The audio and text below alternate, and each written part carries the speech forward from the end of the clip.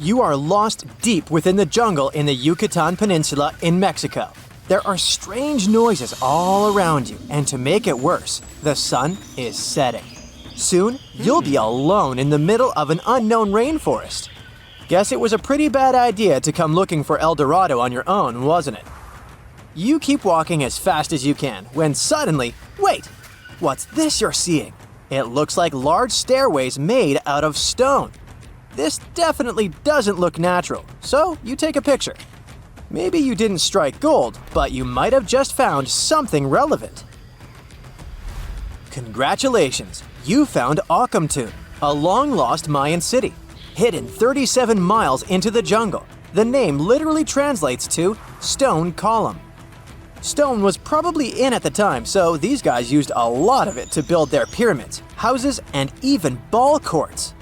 If you ever thought that Europeans invented ball games, think twice. Mayans loved to play ball games for recreational purposes.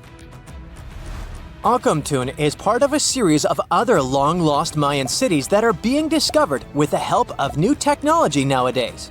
We'll talk more about the other ones in a jiffy. Perhaps the biggest surprise of this one is that it was surrounded by wetlands, which is why the city was built on high ground. The city was monumental, covering an area of over 120 acres. That would be as big as 90 football fields right next to each other. Scientists have found proof that Akamtun had pyramids of up to 49 feet high, and that it was likely an important social hub between 250 and 1000 CE. This is definitely a game changer. But lost Mayan cities began to be unearthed in the 19th century. Modern technologies, such as LiDAR imaging, help archaeologists see through dense canopies of the forests. This means that people don't really have to risk getting lost in the tropical jungle like you did at the beginning of this video. LiDAR works sort of like an X-ray. It sends out laser beams that can detect any signs of ruins or ancient constructions. According to space archaeologist Sarah Parchak, satellite imagery has been a key player in discovering ancient cities in South America, Egypt, and other places. Sarah herself spends most of her days scouring images for any signs of where there could have been cities long ago. She says that more often than not, what happens is that ruins are covered by vegetation, soil, or sand, which makes them super tricky to find. But thanks to these awesome tools, scientists also made the huge discovery of ancient Mayan causeways, which spread throughout old Mayan territories. I mean, take a look at these roadways. You'd expect to see ruins like this in places such as Portugal, England, or the United States. I'm talking about 130 feet wide roads painted white to help travelers journey through the nighttime. Scientists recently unearthed a 110-mile network of roads such as these, and they think this dates back to before the first registered Mayan highways we've known so far. These roadways, which sometimes ran over the swampy ground and were even elevated at times, are being called the world's first superhighways. Even if there is no registry of animal-powered vehicles, it's believed that the Maya used them to travel around a network of possible 964 settlements. They were built like a huge spiderweb, and from what archaeologists have gathered, this huge system of roads worked to connect a big system of economic and social interactions between Mayan cities. This completely debunks the traditional idea that the Mayan pre-classic period, which dates back to 2000 BCE, was made of small, tribal settlements. Imagine the manpower and engineering ability you need to muster to build something close to these white highways. Scientists believe that these causeways were built pretty much the same way as the Mayans built their pyramids, with a mixture of mud and quarry stone. Oh, and using several layers of limestone to make them white. That's pretty cool, right? But let's take a few steps back for a moment to get some context. The Mayans were one of the biggest pre-Columbian civilizations living in the Americas. Until now, experts believe that at its apex, the Mayan civilization consisted of over 40 cities with a population of millions of people. That's a lot of folks. Their civilization spanned Mexico's Yucatan Peninsula, Guatemala, and Belize. And they survived mainly on agriculture. The thing is, the Yucatan Peninsula was an extremely difficult place to grow crops. So the Mayans had to develop a complex irrigation system in most of their cities. They built a series of ceremonial buildings, pyramids, and plazas. The Mayans might have been keen pyramid builders, but they also developed an advanced astronomical system. With whatever ancient technology they had, they were able to predict the exact location of planets such as Venus and Mars, as well as the exact dates of eclipses. If you've ever seen examples of ancient Mayan cities, this is Tikal. Located at the heart of the Guatemalan jungle, Tikal is believed to have been the capital of the ancient Mayan conquest state. At its height, it was comparable in importance to cities such as London or New York in today's world. It's composed of a series of complex monuments. The North Acropolis is one of Tikal's most ancient complexes of monuments. Built solely by human hands around 350 BCE, it served as the resting place of kings and chiefs. Its monuments are up to 200 feet high.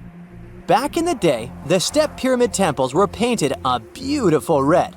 Mayans loved that color. Today, of course, you'll only see the limestone. Then there's Chichen Itza. It's got one of the best preserved pyramids on Earth to date. Located in Mexico's Yucatan state, this Mayan city is well over 1,500 years old. At its peak, it was home to 35,000 people. The site covers 4 square miles of land. The highlight is El Castillo, a tremendous step-like temple standing 80 feet above ground. Its most peculiar feature is that it has 91 steps up each of its 4 sides, including the upper platform, which makes for 365 steps, the same number of days as the solar year.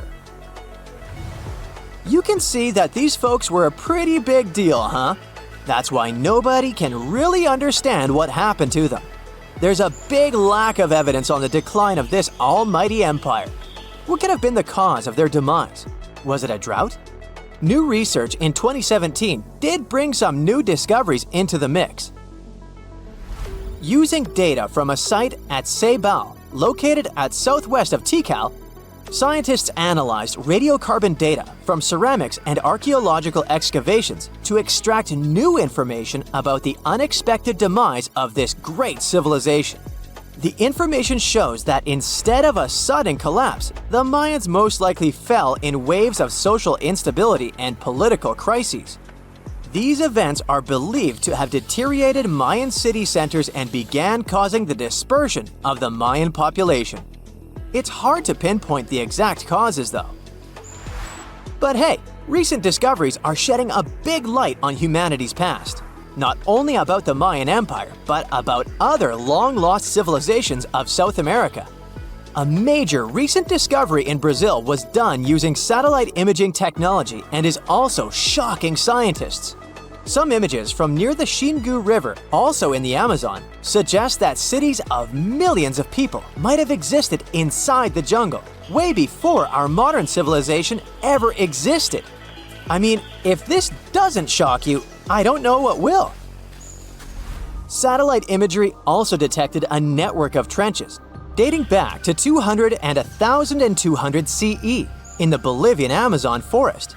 These proofs suggest settlements that could have supported around 60,000 people right in the middle of the Amazon forest.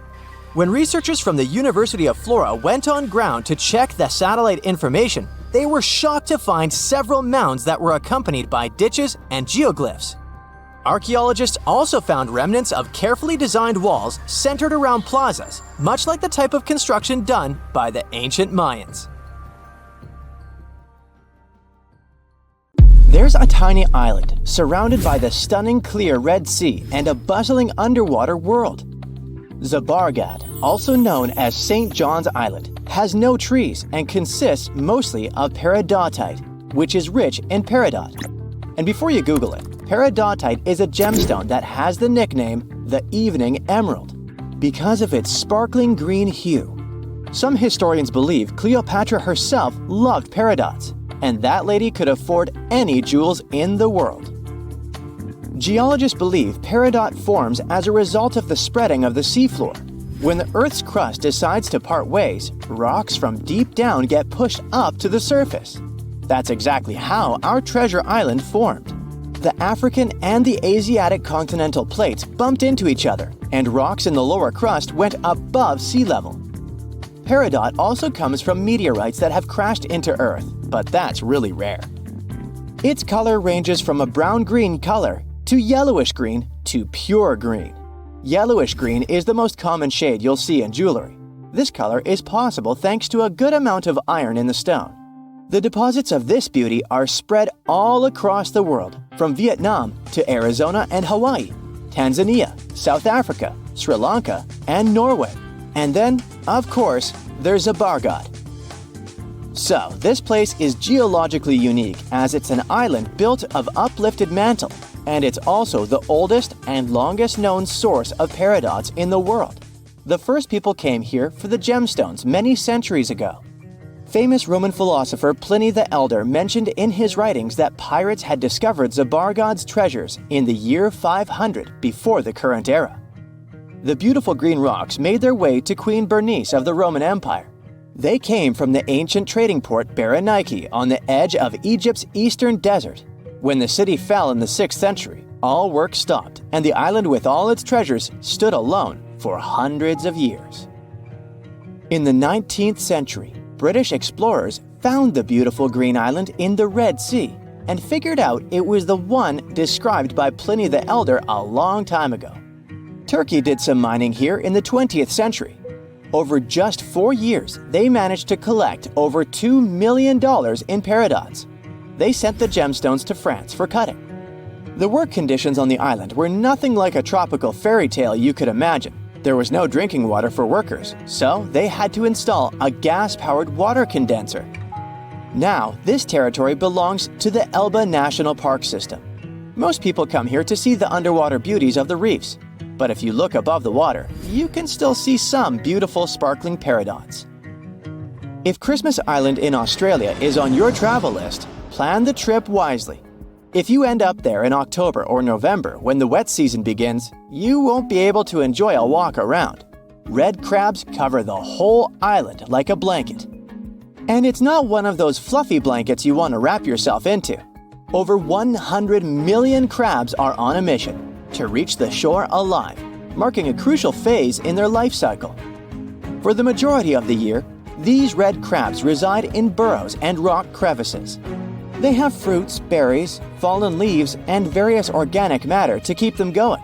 But when the dry season is over and the moon is in a specific phase, they know it's time to go.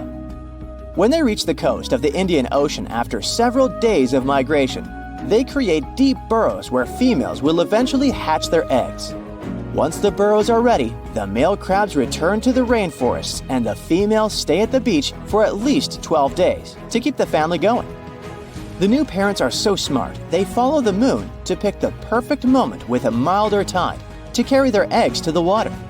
Once they hatch, the crabs bring their new family members back inland.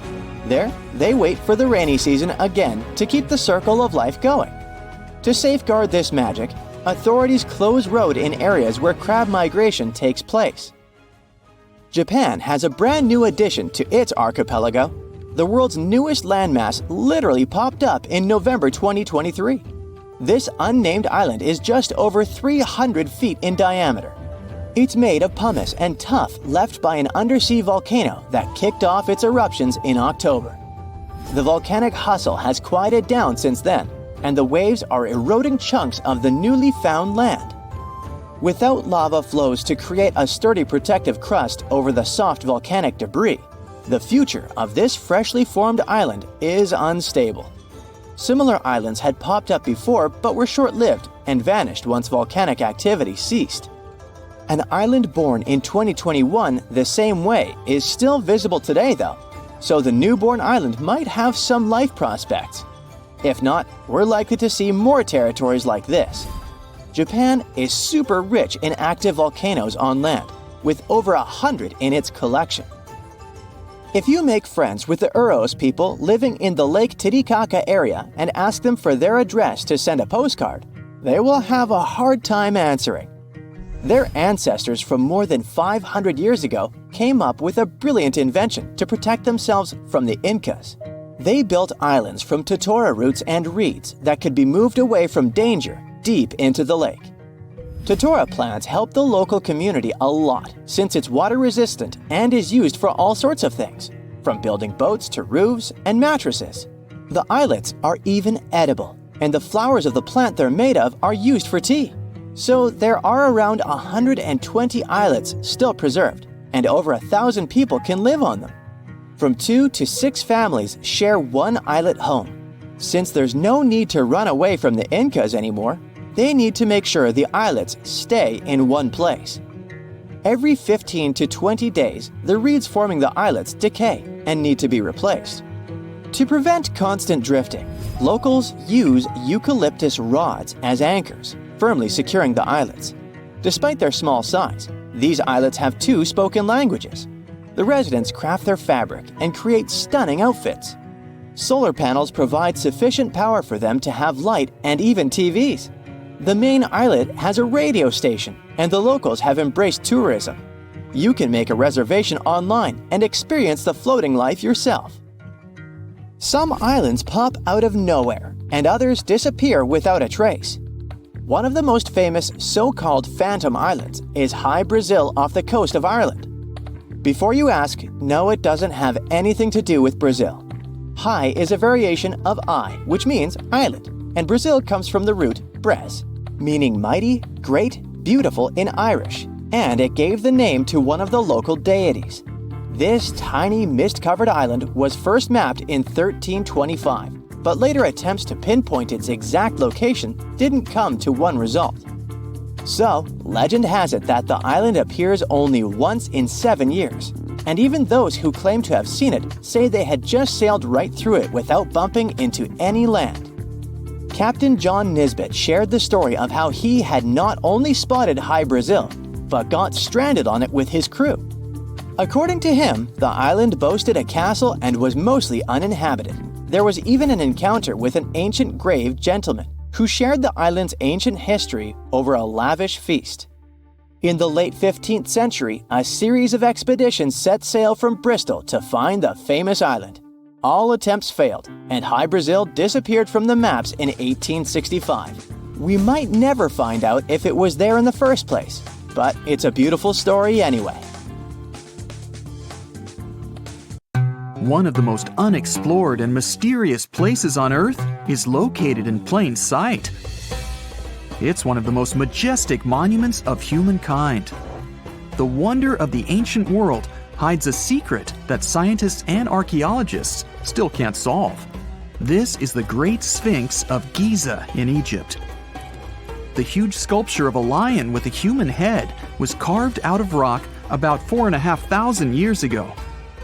Scientists still don't know the exact date of its creation and are also unaware of who built it and what for. There are many assumptions and theories, but none of them has been confirmed. Most people have seen this majestic sculpture either in photographs or in reality, but almost no one knows what's hidden underneath it. The statue of the Sphinx was carved from a single piece of limestone. It was painted. The remains of color pigment on the surface prove this. In the distant past, the Sphinx looked much brighter and more colorful than what we see now. But even after thousands of years, its greatness hasn't diminished. And by the way, Sphinx is not the real name. It was invented by the Greeks about 100 years or more after its creation. Initially, the Egyptians called the statue Hor-em-Akhet. There are many legends and theories saying the Sphinx is there for a reason. It's like a watchdog that guards the tomb of the pharaoh and the secrets of ancient Egypt. These legends become more plausible when archaeologists discovered hidden entrances at the feet of the Sphinx. They believe that these secret passages are the beginning of the tunnels leading to the halls with treasures. You can find a lot of stories on the internet that claim the Sphinx hides the Hall of Records, a repository filled with ancient and secret knowledge. One of the main artifacts of this repository is supposed to be the records of the ancient mythical state of Atlantis. According to legends, the entire library from this city was moved under the Sphinx. The entrance to this library must be located next to the Sphinx's right paw. Many archaeologists tried to find this entrance, but came away empty-handed. Also, there are many images with detailed diagrams of the underground city that consists of a network of tunnels and chambers under the Sphinx. Someone says there are structures as tall as 12-story buildings hiding underground, but there's no evidence of this. Archaeologists, even after millennia, continue to explore the mysterious sculpture.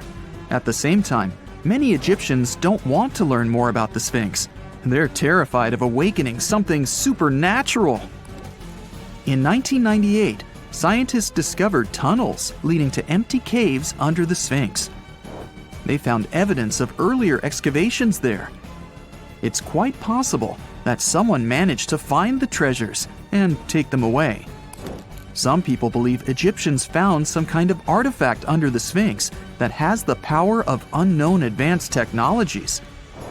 The artifact is so powerful that it can change the course of history. Of course, most theories are just fairy tales of conspiracy fans, but it's a confirmed fact that the Sphinx hides a system of caves and rooms. There are so many rumors surrounding the Sphinx that it's impossible to understand what's true and what's false. In any case, it's difficult and dangerous to study the sculpture because active excavations can destroy it. And then the entrance to the underground rooms can get blocked by rocks and lost forever. Also, further exploration requires a lot of money, and financing is not always easy to find. But the main reason? It's too risky. There's no guarantee that people will be able to get out of the underground labyrinths. For these reasons, scientists and archaeologists have been exploring this majestic structure for so long. Another famous architectural monument with a secret is Mount Rushmore in South Dakota. Everyone admires the images of the US presidents' faces carved into the rock, but few people know that there's a secret room hidden behind the head of Abraham Lincoln. The architect of Mount Rushmore wanted to carve slabs on the rock with the record of the main stages of the country's history. But his plan was too complicated to carry out. Then he was offered to implement it on a much smaller scale, to build a secret room inside the mountain. The idea was to save this knowledge so that future generations will always remember the history of their country. Unfortunately, the architect didn't have time to finish his work. The construction stopped for several decades. But in the late 90s, the project was resumed. Porcelain enamel panels depicting the history of the US were placed in the room. It's possible that these plates will be stored there forever. But people can't see them, at least for now. The room is inaccessible to tourists as it's too difficult to get inside. Another secret room is located in the Empire State Building. More precisely, it's not even a room, but a place where you can take cool photos. Almost all tourists gather on the observation deck of the 86th floor to enjoy a stunning view of Manhattan. But there's another deck with panoramic windows on the 102nd floor. There are way fewer people there because almost no one knows about that place. Fortunately, access to this deck is open to everyone. You probably won't have to wait in line for a long time to take a photo.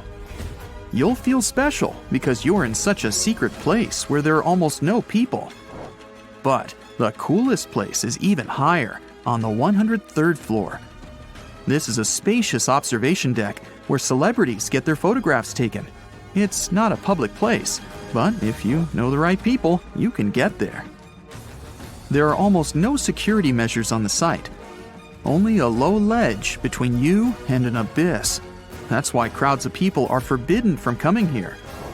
It's not so easy to get there, and you're unlikely to succeed without a guide. First, you need to choose the right elevator that will take you there. Then you'll go through several engineering rooms filled with pipes, electrical panels, and other technical stuff.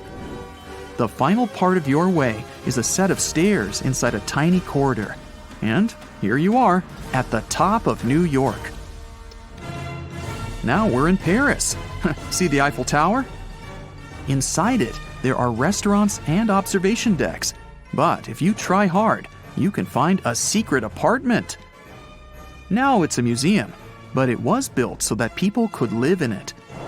The architect of the tower, Gustav Eiffel, created this apartment in 1889 for himself. It's almost at the very top of the Eiffel Tower. Imagine what a beautiful view he observed every day. He was the first and only tenant. No one else could gain access to this place. When the architect passed away, the apartment remained empty for a long time. Only recently, they restored it and turned it into a museum. Inside, the epoch of the last century is recreated. They even put wax figures of Gustav Eiffel, his daughter, and the American inventor Thomas Edison inside the room. This place is filled with an endless stream of passengers, office workers running late, visitors from other cities, noise, and train whistles. At Grand Central Station in New York, among all these sounds, you can hear the sound of a ball hitting a racket, if you're in the right place. A real tennis court is hidden inside New York Central Station. It belongs to a tennis club that arranges corporate games for employees of many companies. The club was opened in the 60s. Now we're moving to London, Charing Cross Road. It isn't easy to find one secret place here. To do this, you need to look carefully at your feet. Do you see these sewer grates in the asphalt? Inside them, you can notice two signs with the name Little Compton Street. Yeah, there's another street right below you. It disappeared from all maps at the end of the 19th century. Charing Cross Road was built over it. The identification signs that you see are part of old engineering tunnels. There's another interesting place in London. It's located in the southeast corner of Trafalgar Square. At first glance, it looks like a thick lamppost, but there are too many tourists walking around. You come closer and realize that one person can easily fit inside the post. The lamppost belongs not to an electrician, but to a police officer. Yeah, this is the smallest police station in the world. It was built in the 1930s and used as a watch post. Officers had to sit there one by one and watch Trafalgar Square. That always attracted a lot of pickpockets and all kinds of other criminals. Listen to this. Neanderthal fiber technology. Nope, I'm not joking. The concept is real. In 2020, a team of scientists published a paper that redefined the way we saw our closest ancestors. A find in France changed archaeology forever, and it wasn't the first time something like this had happened. But let me start from the beginning. Neanderthals. For a long time, they fit the image of the typical cavemen. If you are now thinking of someone like Fred Flintstone, you wouldn't be much wrong. What was the reason behind this stereotype? When did we start believing that Neanderthals were not the brightest tools in the shed of evolution? In comes William King, a 19th century British geologist. He was the man who named the Neanderthals. Based on the bones King found, the scientist declared the species not intelligent, and this image stuck with the Neanderthals for centuries to come. But a piece of string, just a quarter of an inch long, changed everything. A small, dry river valley, Abri du Maras, was the place of the great find. Archaeologists unearthed a cord fragment next to a stone tool. Such twisted fibers could have been used for everything from making clothes to fishing nets. In prehistory, this was some advanced tech, and the Neanderthals seemed to have mastered it. Scientists already knew that these early humans made tar from birch bark, and that they produced shell beads. There's even evidence of Neanderthal art. They were definitely not primitive. The string section and similar finds are changing the way we perceive our ancestors. The world of archaeology is constantly changing. Take the pyramids in Egypt, for example. Turns out, they weren't really built by an army of people who the pharaoh made work until they passed out. Herodotus, the famous Greek historian, was the man who started the confusion. He claimed, in 500 BCE, that 100,000 men took part in the construction of the Great Pyramid in Giza. he made no mention of who they were and why they were building the pyramids. That's how the myth started. Huge stone slabs pulled by humans, driven by a foreman with a whip. But Egyptologists would beg to differ. Those are the scientists who study ancient Egypt's culture. Fairly recently, they uncovered a workers' village that told a different tale. Yes, there was evidence of hard work on the workers' bones, but the construction industry is demanding even today. It took almost 6 years for 12,000 workers to complete the world's tallest building, Burj Khalifa. Back in Egypt, 3 times more workers finished the Great Pyramid in around 2 decades. An impressive feat of ancient engineering, wouldn't you agree? Superiors looked well after the Egyptians who built the pyramids. Their diet was rich in protein. They had medical care and they got paid properly. In fact, they lived better than the non-working population. And they lived with their families near the construction site. Archaeologists know all this because they unearthed bakeries and dormitories with bread jars and other goodies. Looks like the pharaohs were okay employers after all, and the job market wasn't that terrible. They also kept detailed papyrus records of the build and hieroglyphs. You and I wouldn't stand a chance of reading these letters that resemble images. Egyptologists had the same problem. For over a millennium, no one had used this type of font. And it's not like there was an English ancient Egyptian dictionary you could open and find meanings of words. But all this changed in 1822. A couple of decades before, the French found a broken slab of black granite. The stone contained 1 text in 3 scripts: Ancient Greek, Egyptian hieroglyphs, and Demotic. The last one was also the Egyptian language, but in a simplified script. Scientists dated it back to 196 BCE. The content is a religious proclamation. A French philologist and Orientalist, Jean-François Champollion, was the first one to crack the code. You see, people haven't forgotten ancient Greek letters. The Frenchman successfully matched the Greek letters with the ones in the Egyptian script. And voila, we were finally able to read hieroglyphs. The name of the piece of granite that made it all possible was the Rosetta Stone. The importance of its discovery went beyond archaeology. The word Rosetta Stone even entered the English dictionary. It represents a discovery that helps people understand an enigma that has been puzzling them for a long time. There are similar games. A symbol is attached to a particular message. Then you have to decode the message by replacing the symbol with a corresponding letter. In a nutshell, this is what scientists did with the Rosetta Stone more than 2 centuries ago. Do you know what is the oldest deciphered language in Europe? It has an unattractive name, Linear B. The script belongs to the Mycenaean Greek language. It predates the ancient Greek alphabet by several centuries. You can easily guess which script it is descended from. Linear A. The people from Crete used Linear B more than 1,000 years ago. During the Late Bronze Age, the Greek civilization that used the script vanished. There was no one who could read Linear B, and more importantly, no one knew it existed in the first place. This was about to change during the first years of the 20th century. A British archaeologist by the name of Sir Arthur Evans excavated a vast palace complex at Knossos, Crete, Greece. This was the center of the Minoan culture that created the enigmatic script. The palace boasted some 1,300 rooms. They had colorful paintings of dolphins, griffins, and bulls. All of these captivated the archaeologists' imagination. But their biggest find was at first overlooked: thousands of slabs of baked clay. The fire that brought down the palace helped preserve the tablets. It was impossible to read the slabs, though. They were written in an unknown language. The scientific community had to wait for another half a century before Michael Ventris cracked the code. He was an English architect and cryptographer. Ventris studied Greek and Latin. While attending the famous archaeologist lecture, the young man decided to solve the puzzle of Linear B once and for all. He managed to do so in 1952.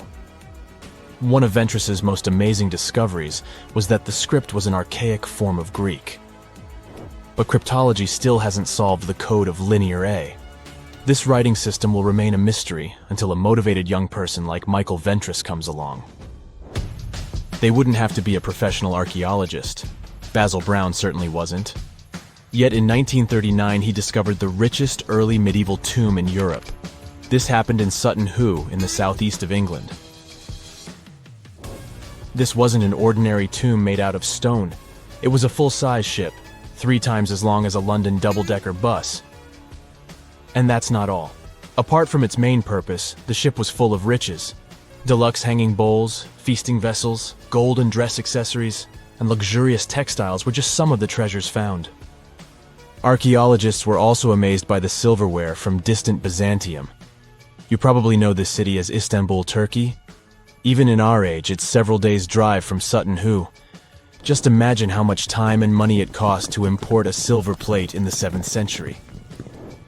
That's when the ship went down, according to archaeologists. The English couldn't have done it. At that time, there was no England. The people living in the British Isles at the time were the Anglo-Saxons.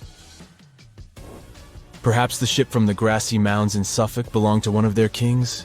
We will never know. The local acidic soil did away with any possible evidence, or no one laid there in the first place. It could have been a cenotaph, which is a monument constructed to honor an important person.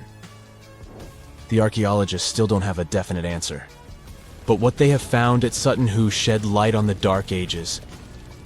Before the discovery of the ship, they knew little about what had been going on in Britain after the Romans left. Now, the image of the early Anglo-Saxon society was much clearer. Perhaps the English soil will be the site of the next great breakthrough in archaeology. The ancient Indian texts mention beautifully decorated chariots or entire palaces called vimanas that could take off and, in a matter of seconds, fly away as far as space. Some people believe these vimanas only existed in Indian mythology, but it's also possible that they were based on a real technology that had been lost over the centuries.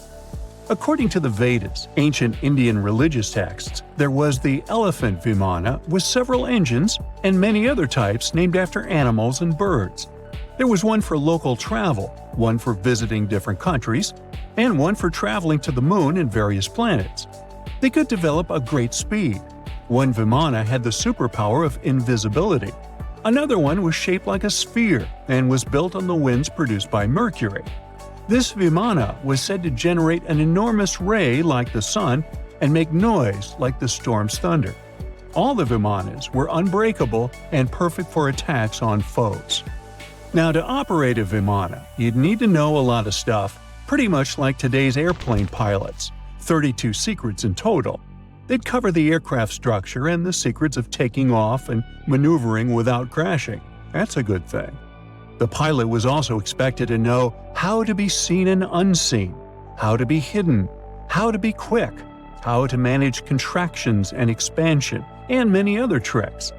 To hide the flying machine from foes, the pilot was instructed to move to the 8th atmospheric layer above the Earth and use the power of dark solar rays. This instruction might sound a bit weird, but there were others, more realistic ones, which still make sense in modern aeronautics. There are sections of ancient texts on the vimanas that focus on details like flight paths, pilot training, navigation, and even suitable clothes for pilots and recommended food for long flights. There was also a lot of technical detail about the use of heat-absorbing metals, the metals utilized, and melting points. The supporters of the theory that the vimanas were more than just myths are sure that the ancient Indians would unlikely go into all these details just for a beautiful story.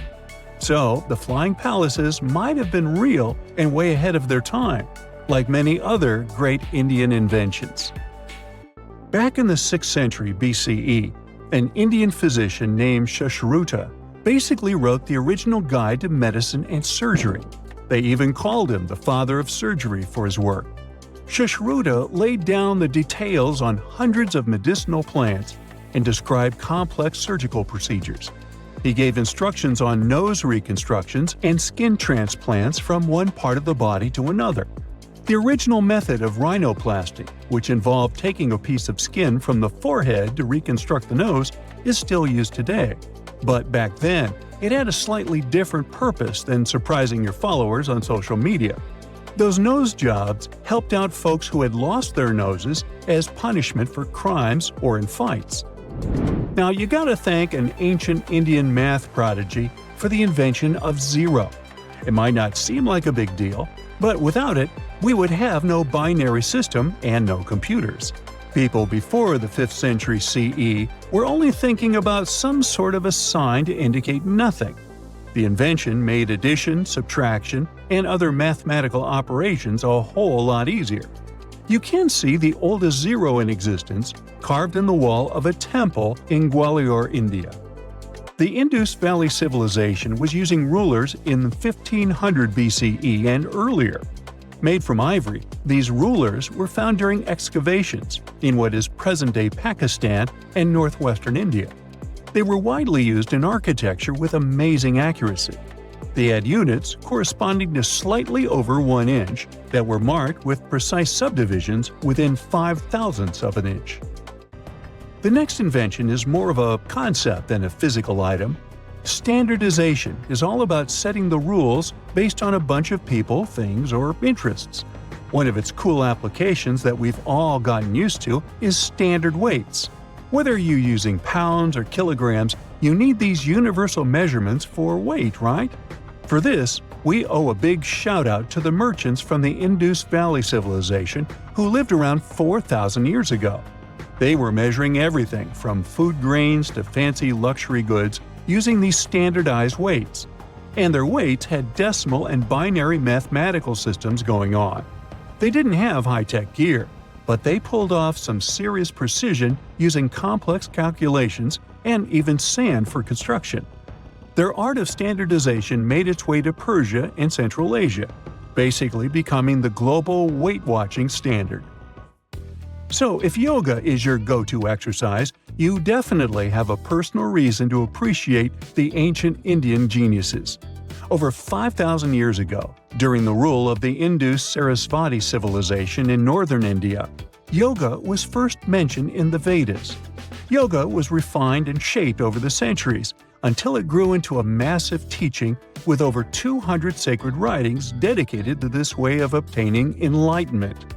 At the beginning of the current era, yoga got a new trajectory thanks to a Hindu writer who laid down a system of yoga in his text, the Yoga Sutras. It became a whole-body rejuvenation, a life-extending practice with poses that you are still doing on the mat today. Yoga has reached the Western world only in the 19th century, and it caught on like wildfire. Chess, the all-time top game for intellectuals, is also an Indian invention. Its ancestor was called Chaturanga, and it was a strategic board game that started gaining popularity around 3,000 years before the current era. This early Indian version of chess was played by 4 people, not 2, and had 64 squares. Each player had 8 pieces, ranging from pawns to kings, bishops to knights, and there was no standard 6-faced dice. They rolled with an oblong one. Players facing off were actually allies, forming 2 teams based on the direction they sat.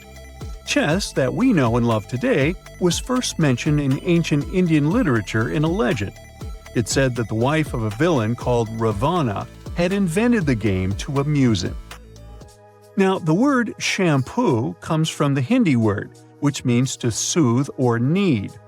The substance was invented in India in 1762 and was originally used for head massages, hence the name. The first shampoo was made of natural oils and herbs. British traders fell in love with the idea and brought it back with them to England. It took years for the original head massage oil to evolve into shampoo as we know it today, but it's still an Indian invention. Unlike the ancient Greeks, who wore animal skins, the Indians started cultivating cotton back in the 5th and 4th centuries before the current era. They used cotton threads to produce fabrics that soon became a huge hit in the Mediterranean and beyond. Jute and wool also have their origins in India. Cashmere, the finest and most exclusive type of wool, actually comes from the Kashmir region of India. Buttons that sit proudly on that cashmere cardigan of yours also have ancient Indian origins. Some 5,000 years ago, the Indus Valley civilization started cutting seashells into geometric shapes with tiny holes in them. First, they were just decorations, but then people started using them to fasten clothes. Now, when you think about radio communication pioneers, Marconi's name usually steals the spotlight. He got a Nobel Prize in Physics in 1909 for his groundbreaking radio work. But there's an unsung hero in the radio waves game, and his name is Sir Jagdish Chandra Bose. He spilled the beans on radio communication way back in 1895. He shot an electromagnetic wave across 75 feet at the town hall in Calcutta, and it went through walls, rang a bell, and even set off some gunpowder. Marconi took a page from Bose's book, using his invention, the Mercury Coherer, as a blueprint for his own two-way radio. Bose didn't patent his genius creation, so he only got his credit a century later. It's the first day of your long-awaited trip to the Amazon forest. You flew all the way to South America. More specifically, you landed in the city of Manaus. It's the heart of the Brazilian Amazon. So far, you've traveled by air, car, and now water. You are on a tiny boat, moving through the dark waters of the Amazon River. Yes, the river is also called the Amazon. And just FYI, it's the second longest river in the world. It loses only to the Nile River in Egypt. The Amazon sprawls for an impressive 2,700 square miles, beginning in Peru and ending only when it meets the Atlantic Ocean off the coast of Brazil. To get a closer look at the forest, you decide to start by exploring it by boat. First up, you watch some piranha fishing. You can even try to catch one yourself if you like. As you may know, piranhas are carnivorous fish that inhabit the Amazon River, so it might not be your best option to go swimming in these waters. One of the most emblematic species of alligators present in the Amazon River basin is the broad-snouted caiman. It looks pretty much like a regular alligator, except for the fact that it has a yellow chin. Your guide leaves the boat and searches the water to show you a caiman up close. He also tells you of another legendary creature that lives in the dark waters of the river, the pink dolphin. Lucky you get to witness a family of pink dolphins showing their fins near your boat. They look magical from the place where you're sitting. You've probably never known dolphins can be pink, huh? After a few mesmerizing moments, you discover that the dolphin's pink color is nothing but an illusion. The animals are originally pinkish-gray, but due to the brown colors of the Amazon River, they look vivid pink when you stare at them from above. Your guide tells you that the pink dolphin is a central character of Brazilian folklore. Locals believe that the pink dolphins can turn into humans and wander off into towns at night. You get off your boat near one of the entrances to the forest. Now you're going to continue your trip on foot. Your guide says that you are venturing into very dangerous terrain. The Amazon is home to some of the creepiest species of wildlife on the globe. But don't worry, we'll get to see a lot of them today. You've come prepared, of course. Bug spray, a raincoat, and your sharp eyes. Inside the jungle, you need to be alert at all times. You may have heard legends of the anaconda, a snake that can swallow animals as big as a cow in one go. Sorry to break it to you, but those are not just legends. Reptiles like these do actually exist. They live deep in the jungle. Is it right there, moving between the trees? Is it a spider? The so-called Goliath bird-eater is a monster spider. Its legs can grow up to a foot in length, and the spider itself can weigh around 6 ounces. It's also known as the king of tarantulas. You shouldn't get too close, of course. It's not venomous to humans, but its bite can surely sting. As its name suggests, the Goliath bird-eater can even eat birds, as long as they are smaller than it is. Up next, you run into another species of spider that draws your attention.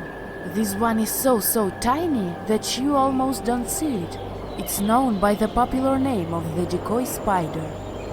You see one of its creations, a gigantic spider built by the tiny Cyclosa spider in order to scare off large predators. This is as amazing as it is creepy. A spider that uses the remains of other insects and dry leaves to create the image of a large spider on its web. If it fools predators, perfect! But to us humans, this work of art looks almost endearing. Who knew there were artists in the arachnid world? Near a small lake, you witness a unique scene. A large snake is slowly slithering its way toward a lizard that is resting on a rock. The lizard seems obvious to the presence of the dangerous reptile, but right as the snake is preparing to attack, the lizard flies the scene in its iconic way. The so-called basilisk lizard is famous for its ability to walk on water, or rather run across the water. This isn't an illusion, just a matter of balancing. The small lizard moves its legs on top of the water very fast, while its long tail serves as a counterweight. I wish I could do that. If you've ever wondered what a frog looks like on the inside, you've come to the right place. Right in front of your eyes, there is a rare local species of frog. It's known as the glass frog. This species of amphibian has a type of transparent skin that is completely see-through. In other words, you can see the frog's interior with astounding clarity. It's as if you had X-ray vision. Moving on with your journey, soon you come across a pond. Floating on its water is probably the biggest water lily you've ever seen in your life. These huge plants are also known as the Victoria Amazonica. They can measure up to 8 feet across and hold the weight of a grown-up person. But I wouldn't recommend trying to climb on it if I were you, just cause, you know, it's the Amazon forest we're talking about. The wildlife here is amazing, but the forest itself is also a sight. There are over 80,000 species of plants and trees grown in the Amazon rainforest. In fact, you can find 10% of all the world's wildlife in this jungle. An estimated 400 billion trees grow on the gigantic area the forest occupies. Of course, this place is bound to be biodiverse, right? You won't be able to witness this phenomenon during your trip, but your guide tells you about a unique species of tree that is famous for being able to walk. Yep, you've heard correctly. There are walking trees in the Amazon rainforest. They don't have legs or anything like that, but they do move around in search of better lighting conditions. The Amazon canopy is so thick that only 1% of sunlight can reach the forest floor. Because of this, some trees end up getting less sunlight than others. The so-called walking palm trees seem to be adapted to this situation. They grow new roots, which helps them move for 1 to 2 inches per day. They can walk up to 65 feet per year. Maybe that's what inspired John Ronald Reuel Tolkien to create ants, huh? Those are pretty similar tree beings that roam freely around the world. I kid you not, it's not only wildlife that inhabits the Amazon. Actually, over 30 million people live in the forest. And there are also ancient settlements that scientists believe to have been thriving there. And I'm not talking about El Dorado, that's just a myth. But in 2018, a groundbreaking study showed that up to 1 million people probably inhabited the Amazon between 1250 and 1500 CE. Can you imagine that? Working alongside local indigenous people, researchers from the University of Florida found several mounds in the Amazon. Besides these mounds, they also discovered interesting ditches and geoglyphs. After mapping all of these recurring mounds, scientists understood that this was a sign of an ancient settlement. They found remnants of carefully designed walls centered around plazas. This could only mean that these ancient cities were big and could host hundreds of thousands of people. These findings brought back the idea that the Amazon could have been home to thriving civilizations way before the Europeans arrived there. But rather than cities drenched in gold, they were simply well-developed agricultural societies. Most people know that pyramids were built as grand tombs for the pharaohs, designed to ensure they had a smooth journey to the afterlife. The Great Pyramid of Giza, for instance, was constructed for the pharaoh Khufu.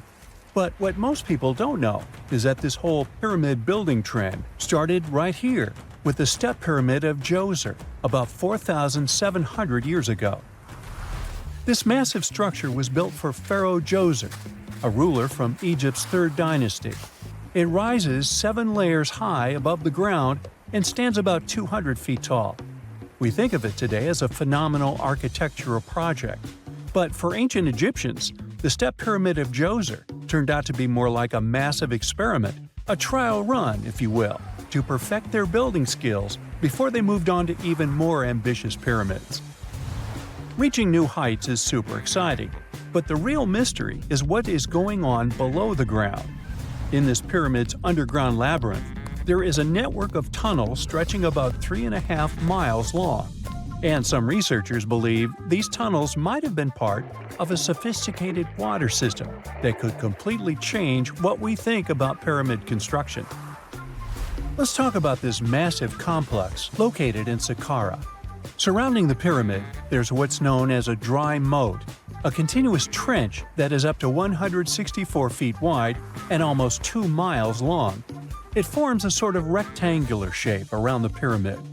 This trench has an average depth of about 65 feet.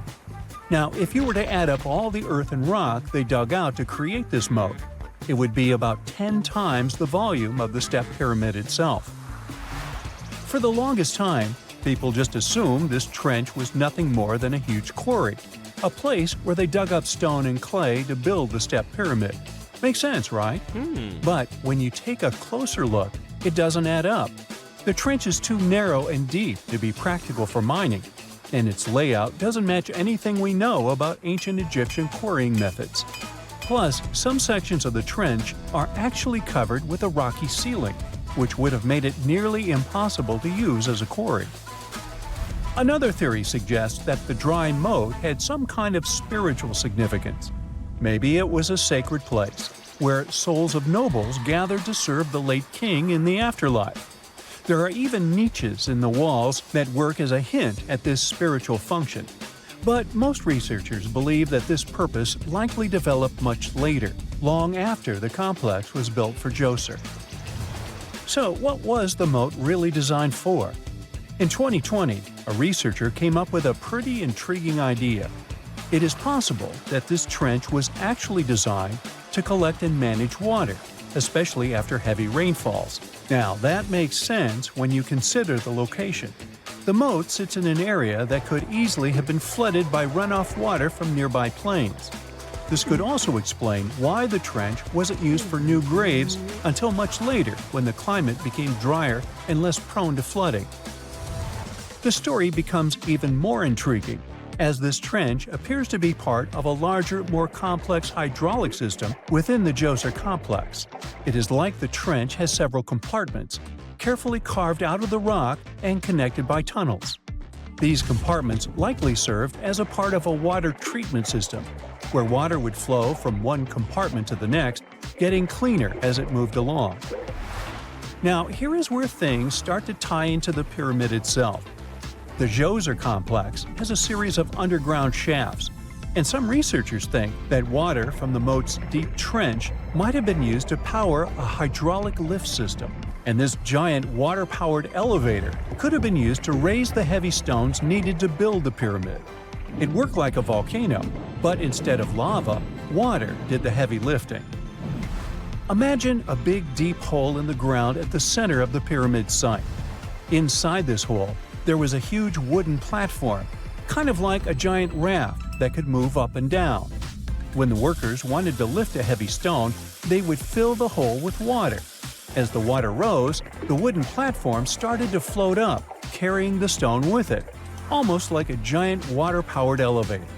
When the stone reached the right height, the workers slid it off the platform and onto the pyramid.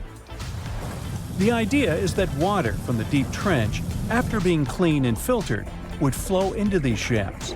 A massive float, possibly made of wood, would then rise as the water filled the shaft, lifting the stones up to where they were needed for construction. Once the stone was in place, they'd let the water out, lowering the platform back down to the bottom, ready to lift the next stone. This fancy hydraulic lift system could have been a game changer, making the whole building process a lot faster and more efficient without using a lot of workforce. It is like the ancient Egyptians were already embracing the whole idea of work smarter, not harder. But of course, not everyone is on board with this theory.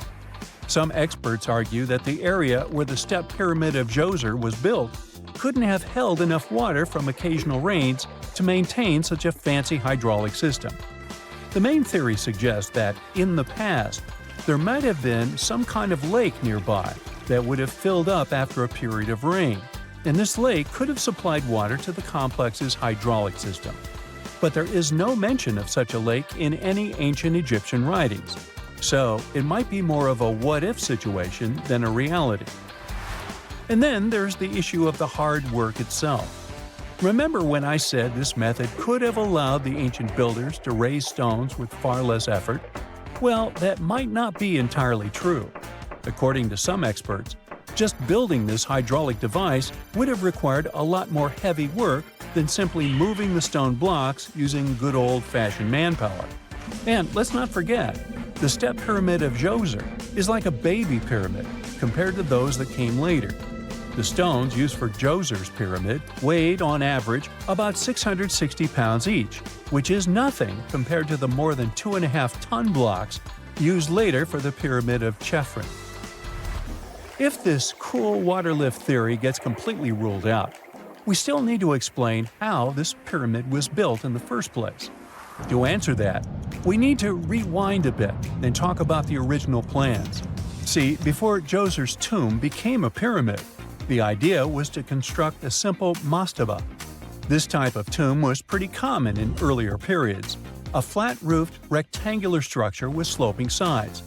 But after the original mastaba was finished, they decided to expand it a bit by adding more layers on top. And then they added even more layers, until the construction reached 6 distinctive steps, each one smaller than the previous. And they probably did all this by raising those heavy stones using ramps, not a water-powered elevator. There is still so much we don't know about the step pyramid of Djoser. More research is definitely needed to fully understand how this system worked, or if it even existed at all. But the idea of using water to help build the pyramid adds a whole new layer to our understanding of ancient Egyptian engineering. It's a powerful reminder of just how clever and resourceful those builders were, using the natural landscape and the power of water to create one of the most iconic monuments in history. A gruesome discovery took place in Egypt some years ago. You want to hear about it? 16 human hands, carefully buried in 4 eerie pits. They didn't look too much like human hands at first, since they were abnormally large, but they were. Weirdly, there were only right hands. No left hands were in sight. It turned out that it points to the practice of an ancient dark ritual. Old Egyptian art and tales talked of a ceremony where warriors would present the right hand of their adversaries as proof of victory and ask for gold in return. Egyptians believed in the afterlife, so cutting off someone's hand meant you cut off their power eternally. Guaranteeing this type of defeat was interesting to the winning party. Here, the fight was between Egyptians versus Hyksos, who lived in what was once known as Canaan. Egypt has always been the center of some history-changing findings, and some time ago, this papyrus was found. If we stretched it open, it would be just a tad bigger than the height of a skyscraper. The world's tiniest skyscraper, which is located in Wichita Falls, Texas. When humans didn't write on their notes app, they wrote on this thing, made from the medulla of a papyrus plant. Around 2,000 years ago, ancient Egyptians wrote something reminiscent of a book where they describe most of their funerary traditions and their visions of the afterlife. It's considered one of the most important texts from ancient Egypt and is still sold in bookstores to this day.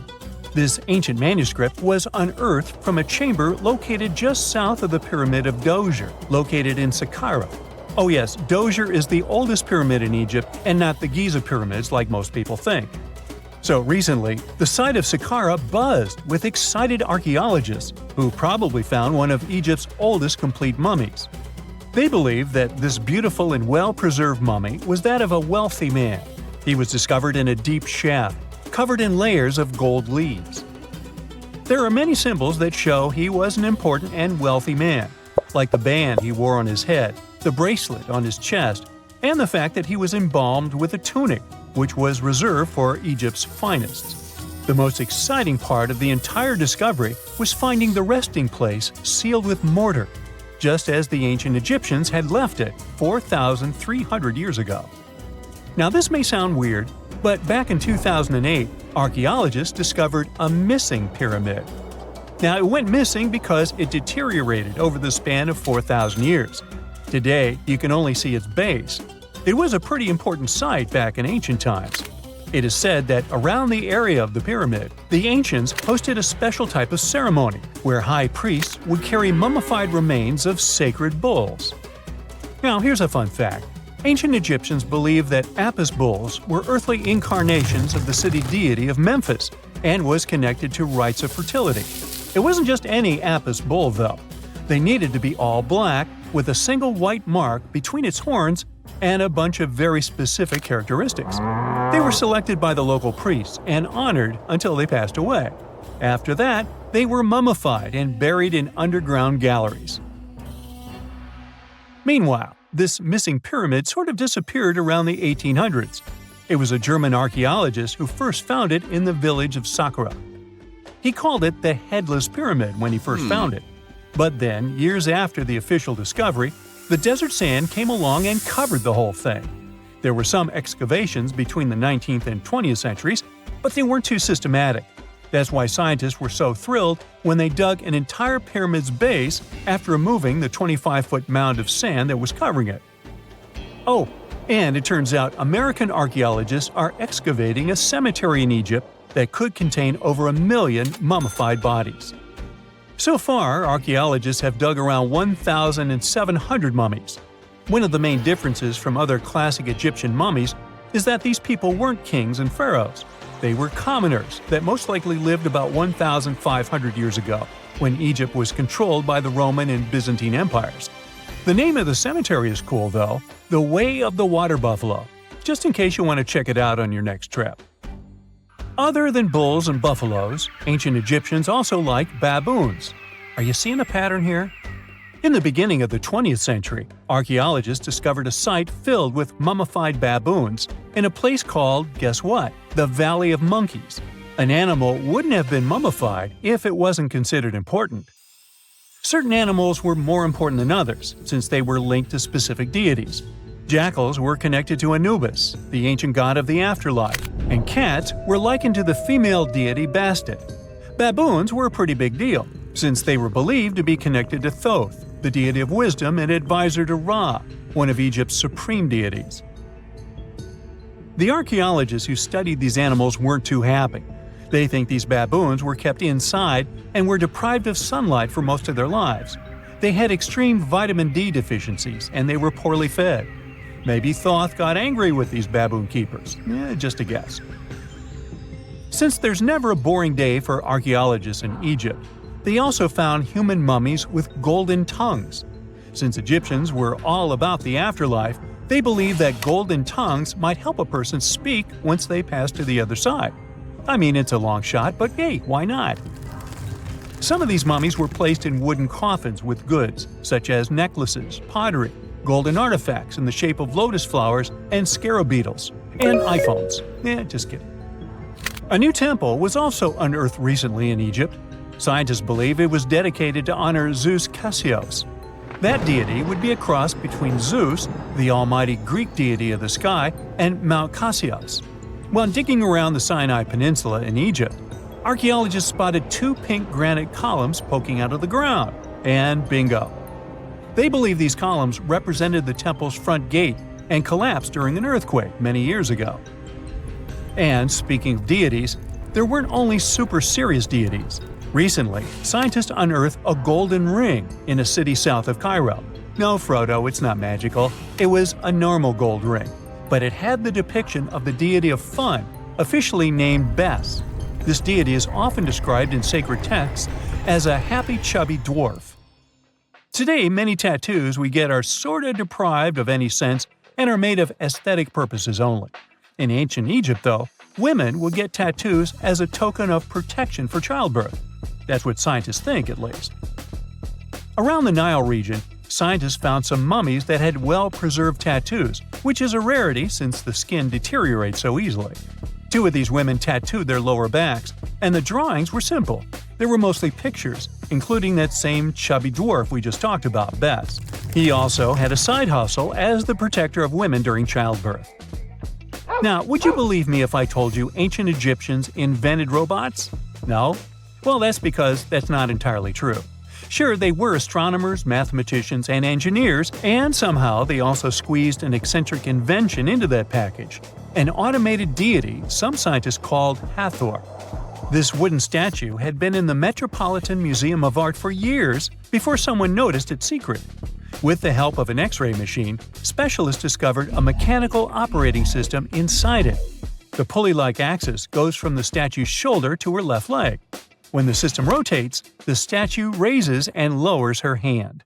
Hey, pick me, pick me. When you hear the word mummy, you might get a chill down your spine. That's because most of us associate this word with those creepy characters we've seen in some scary movies. But in reality, mummies have helped us understand a lot about ancient civilizations, their rulers, and about how people used to deal with losing their loved ones. The people most famous worldwide for their mummies are the ancient Egyptians. They believed that some sort of existence after passing away was possible, if certain conditions were met. That's why they insisted on preserving the human body through the process of mummification and placing the mummy in a furnished tomb, kind of like giving it a fully functioning apartment of its own. Why did they believe in this? Well, because they were deeply connected to their natural environment for the most part. They saw the natural cycles around them, like how the sun rose every day, followed by the moon, or how new life was always sprouting from plants, even after they had wilted away.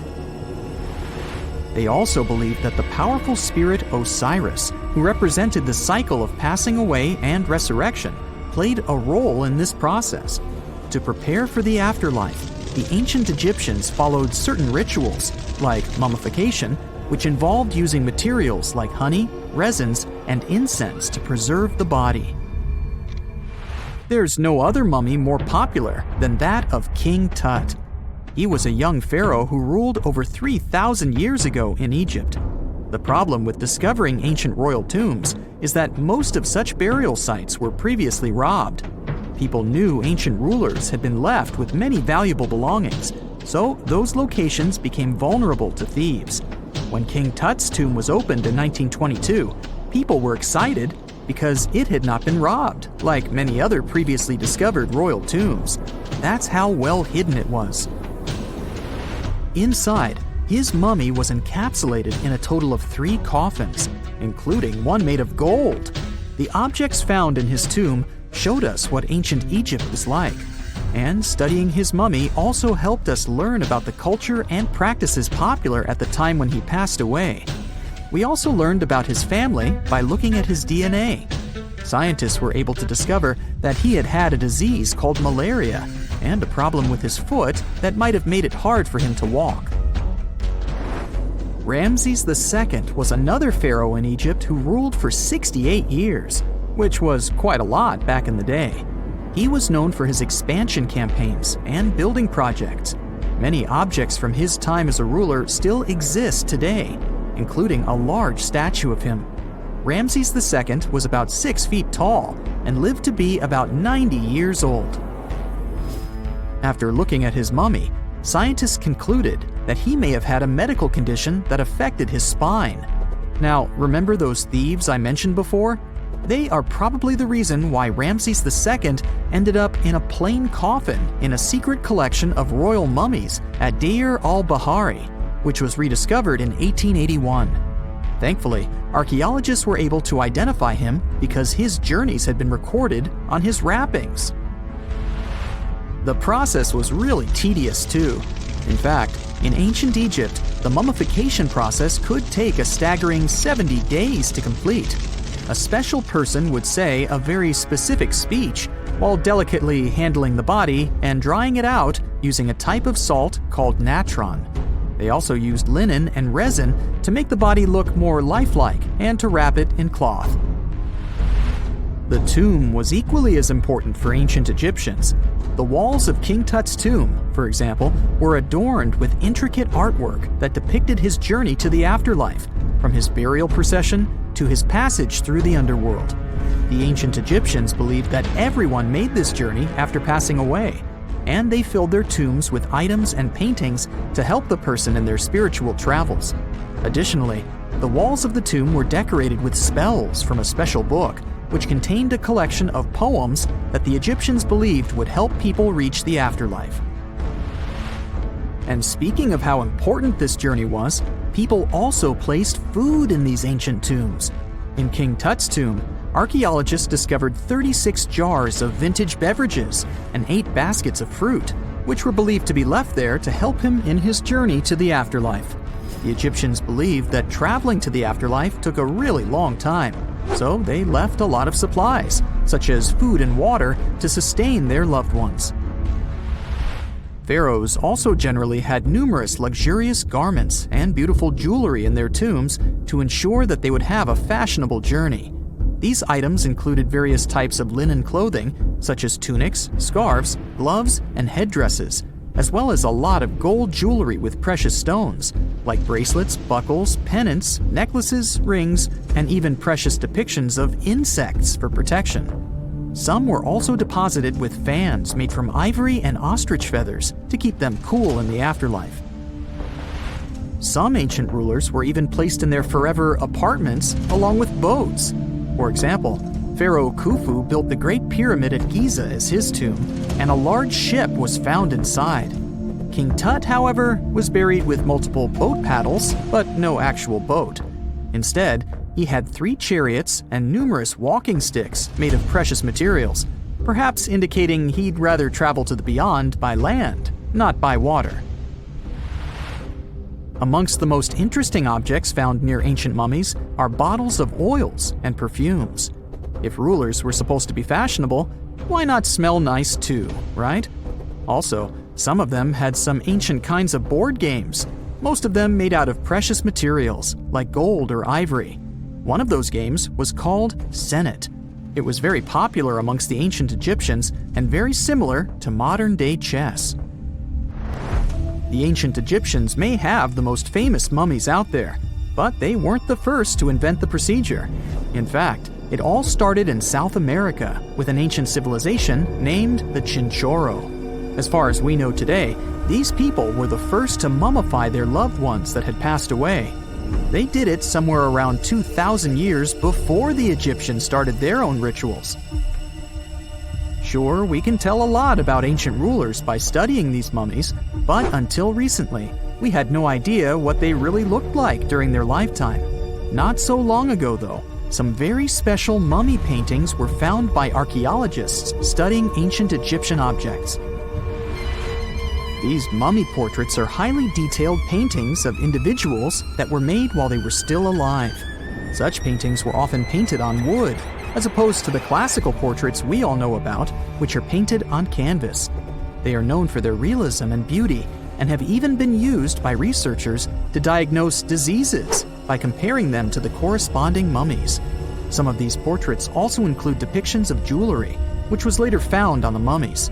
The recent discovery of these mummy portraits in Central Egypt is significant, as it marks the first time in over a century that such paintings have been found. Mummies appeared all around the world naturally, too.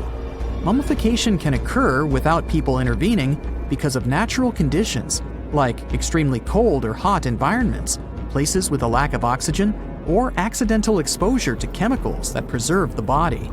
These conditions don't allow bacteria to grow, resulting in the body remaining more or less intact. Famous Otzi was one of these mummies. We know today he was a man who lived around 5,000 years ago in Europe. But upon his discovery in the Alps in 1991, Austrian authorities initially believed that he was a modern mountaineer because of how well preserved the body was. However, after the Iceman was removed from the glacier, it was determined that he was actually from the Copper Age. Have you heard of Göbekli Tepe? It's an ancient site in Turkey that literally made historians rewrite history books. Over 11,000 years ago, a group of prehistoric humans crafted an enigmatic masterpiece that's even older than Stonehenge.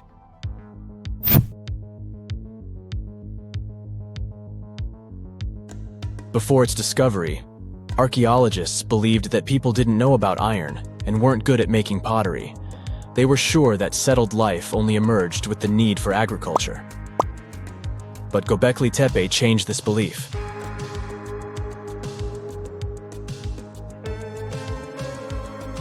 The place has revealed that it was the temple that paved the way for a settled life, not agriculture. Until this discovery, researchers believed that farming was the catalyst for sedentary living. Meet Professor Schmidt, the guy whose findings changed this theory.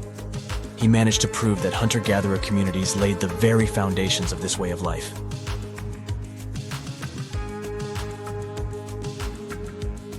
Back in the 1960s, other archaeologists visited the area, but they totally missed the mark. While surveying the region, they stumbled upon a hill with scattered limestone slabs and concluded it was just an old burial ground from medieval times. Little did they know that there was so much more to uncover.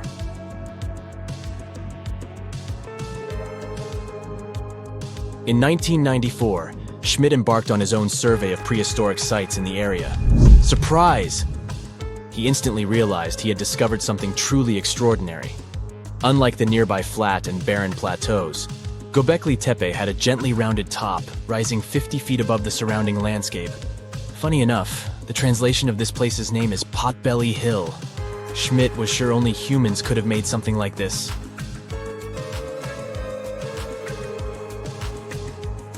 Those broken limestone pieces that were mistaken for gravestones turned out to be way more exciting. It was like stumbling upon a hidden treasure. The pieces took on a whole new meaning, and Schmidt with his team was about to dive into the secrets waiting beneath the surface. To their surprise, they found no traces of a settlement. No hearths for cooking, no houses, and none of those adorable clay figurines commonly found in nearby sites of similar age. However, they uncovered that those ancient people used tools like stone hammers. So, Schmidt and his team put their heads together and took a wild guess at the age of Göbekli Tepe's stone structures. Their estimation got backed up by some limited carbon dating done right at the site. The ancient vibes of this place were finally starting to make sense. It was like a puzzle slowly coming together.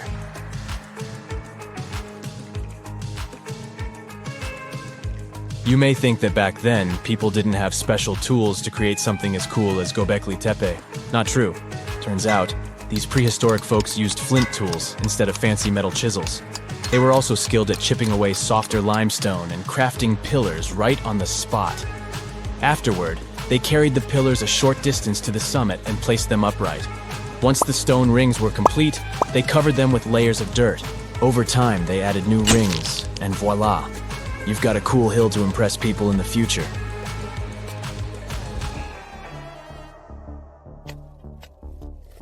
During their first year of excavation, the team went through 15,000 pieces of animal bones from wild creatures. These people didn't have pet animals or grow their own food. They hunted wild animals for their meals. But things were about to change, because the place had everything they needed to start farming. Scientists say they had wild sheep and wild grains that could be domesticated. And guess what? Just 20 miles away, geneticists found evidence of the world's oldest domesticated strains of wheat at a prehistoric village.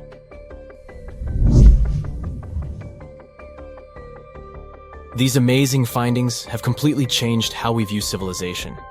In the past, experts believed that people needed to learn how to farm and settle in one place before they could build temples and develop complex societies. But guess what? Schmidt's research flips that idea on its head. He claims that the incredible effort put into constructing these astonishing structures actually set the stage for the development of advanced societies. It means that societal and cultural changes happened before agriculture. Schmidt has this fascinating hypothesis about Göbekli Tepe. He thinks it could have been a special burial site where people left their loved ones. And here's the twist. The burial site was adorned with fancy statues and symbols representing deities from the spiritual realm. The idea that Göbekli Tepe could have served as a sacred place adds another layer of complexity to the whole story. While the site's true purpose may remain elusive, Schmidt's insights invite us to consider the profound interplay between life and the afterlife, and the deep reverence ancient hunter-gatherer societies may have had for their departed ancestors. Now let's talk about the stars of the show, the mesmerizing T-shaped columns that dominate Göbekli Tepe. These mysterious structures range from 10 to 20 feet tall and most likely represent stylized human figures. But one figure stands out from the rest, the three-dimensional lion relief. This depiction really fires up our imagination. Why? Because it hints at the possibility that lions roamed Anatolia during the Neolithic period.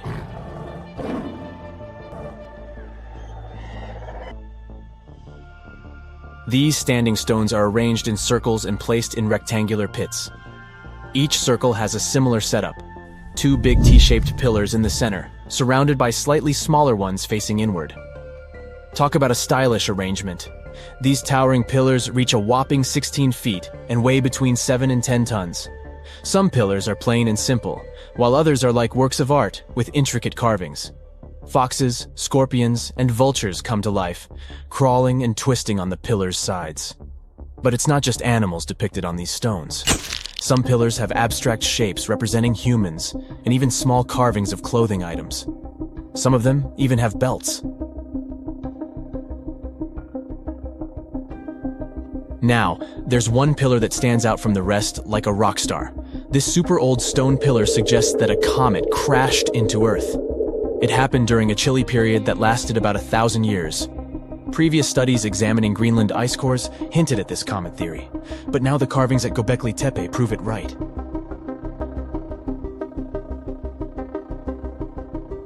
The carvings on the pillars are like a historical comic strip. They even show a headless human figure. Researchers fed the images into a computer and discovered their connections to constellations, indicating that this temple might have been an ancient observatory. It's like our ancestors were trying to document this cataclysmic event in their own unique way. Archaeologists have been excavating and researching Göbekli Tepe since the mid-1990s, peeling back layers of history and providing us with a deeper understanding of the intricate relationship between various elements. They have no plans to stop the whole process for another 150 years. Who knows what else they'll find? You see, Göbekli Tepe has been labeled purely as a ritual site with no signs of domestic activities. We were led to believe that the absence of water meant it couldn't support semi-sedentary communities. But scientists believe it's time to shake things up and approach Göbekli Tepe with fresh eyes. It's time to question what we believed before and use new evidence and different ways of thinking. Like, there might have been a group of people living in the area who didn't stay in one place all the time. They moved around a bit but still had their own civilization, living in the area semi-sedentarily. Göbekli Tepe is not just home to a single temple, but an astounding collection of over 20 ancient structures. As archaeologists delve into the depths of this wonder, they are unraveling its unique layout, featuring two prominent focal points at the heart of each establishment, complemented by smaller structures and dividing walls. What's even crazier is that in this area, there are over 200 obelisks, which are narrow tapering monuments. Now here's something. Baltic amber is one of the most common resins found in the world. The reason for this is that due to the vast forests of pine, their numerous deposits are so common, they provide wonderful treasures from long ago. Ants are especially common in the Baltic amber, which comes from pine trees. Its resin is rich in sugar, so the ants often live amongst the trees, close to the easy source of food. One block found in East Germany has preserved one ant that is estimated to be about 48 million years old. Think of the birthday cake. But what makes this find interesting is another animal inside the amber. It's a mite, notorious hunters in the insect world, capable of traveling at great speed. These guys quickly latch onto their hosts, sucking them dry. They're also capable of destroying entire hives in one go. And within this piece of amber, the amber provides a display of their final struggle.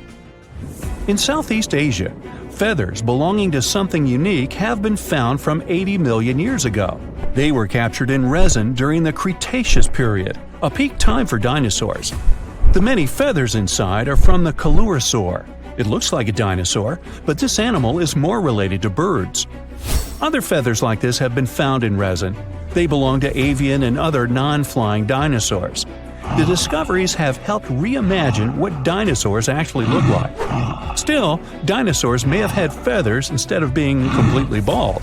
Of course, for most of them, the feathers weren't used for flying, but they helped the dinos stay warm. However, the feathers weren't all that was found, and a part of the coelurosaur's tail is also preserved. Still, it's so small and ancient that its DNA hasn't survived to map their entire genome. The enclosed tail is also very delicate, and it can't be removed from its protective amber shell. But although these findings can only be observed, they've still provided a great insight in the evolution of birds. But how does amber preserve things so effectively, even at the initial stages? The trees produce the resin to protect any small gaps in the bark against feeding insects. Its antiseptic nature and lack of water content ensures it doesn't degrade for a long time. This also makes it more resilient as it petrifies over long periods, eventually becoming a fossil. Some of the oldest amber ever found was from the Triassic period, showing how long it can last. The pieces from Italy are about 230 million years old. And inside one of these ancient droplets holds the oldest arthropod ever recorded.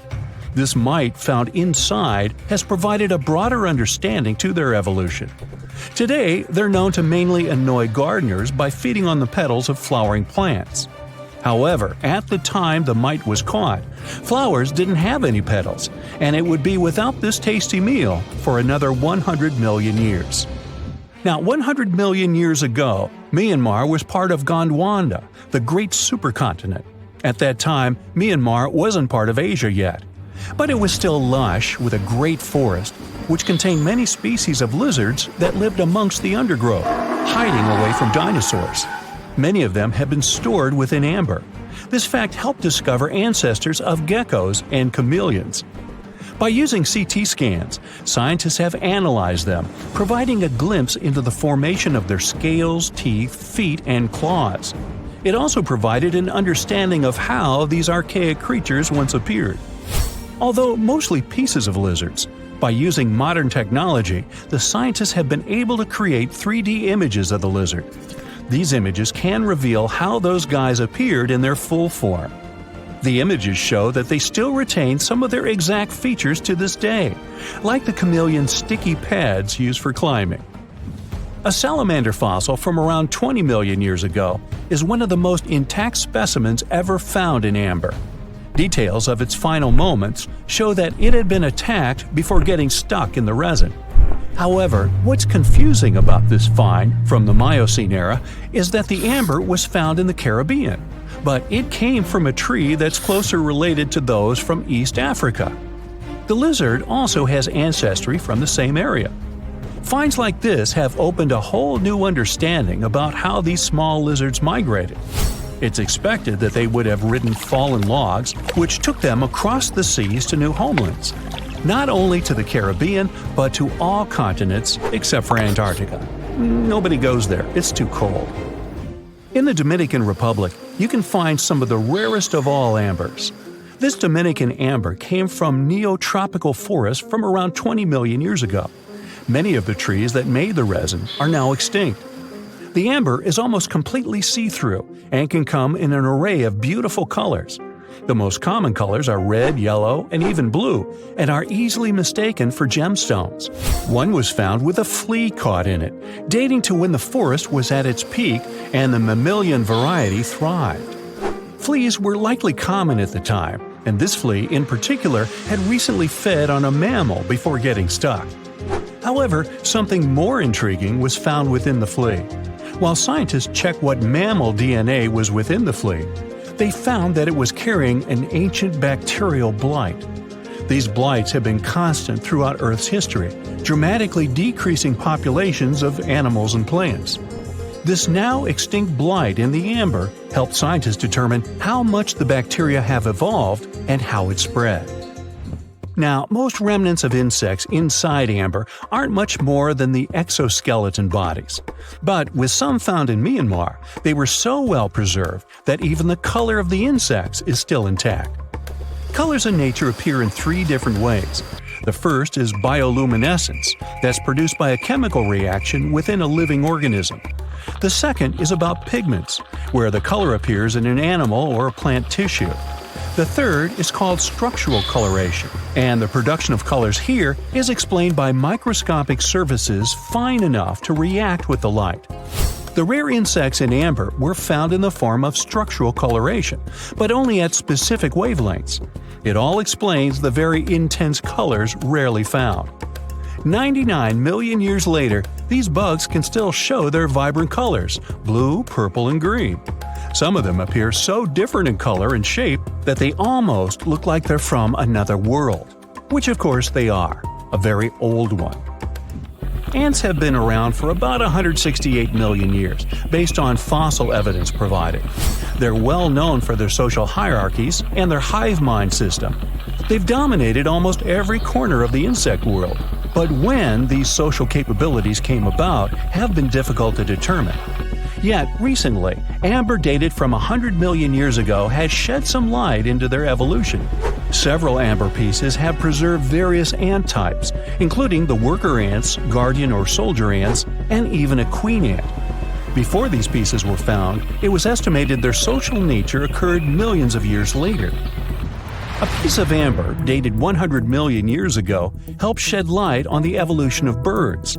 A perfectly preserved bird that hatched preserved in amber was already equipped with its flight feathers. With the earlier physical abilities, they would be capable of moving around the nest by themselves at a very young age, and it's expected they could search for their own food almost immediately. But as birds continue to evolve and spend more time in the skies, their brain developed larger for their cognitive abilities. After hatching, their early development was then more focused on the brain, and the chicks slowly became more reliant on their parents over time. In Spain, a massive treasure trove of amber and other fossils has been found. Inside, there were remnants of an entire ecosystem that existed 110 million years ago. A bunch of individual fossils were found. The vast collection includes many types of insects, mollusks, arachnids, plants, 50 different dinosaur bone fragments, feathers, and hair from mammals, and a McDonald's burger wrapper. Nah, just kidding. With the abundance of findings, it's helped researchers understand the ancient terrestrial ecosystem that once existed. With loads of specific details of the environment, they've reconstructed the swamp. This way, it's now possible to experience what it was like in the world of dinosaurs. It's nighttime, and you're about to walk inside Pharaoh Tutankhamun's final resting place.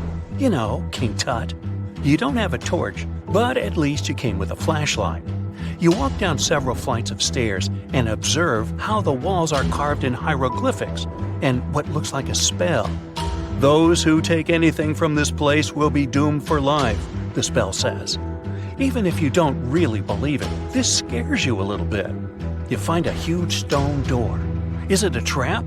You manage to open it, but oh no, it's only an empty chamber. You check your map.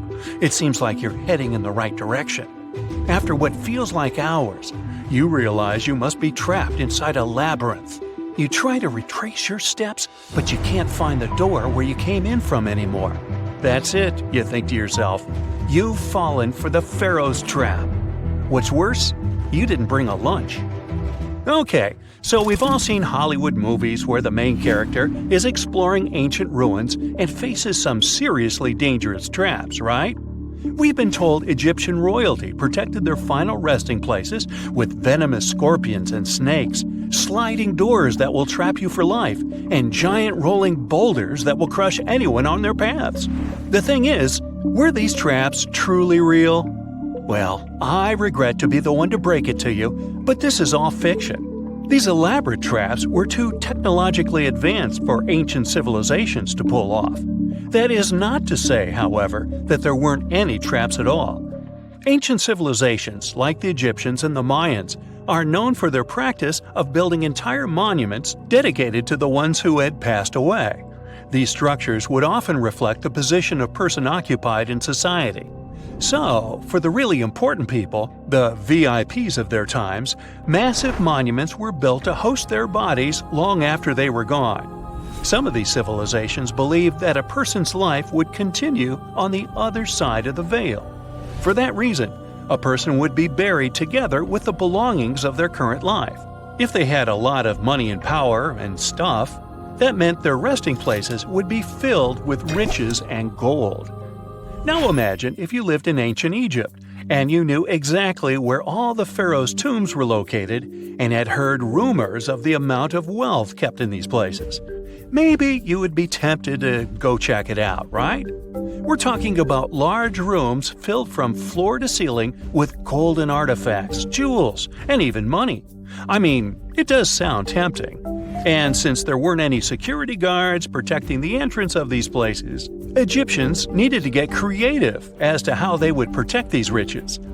These old civilizations found some traps to be useful.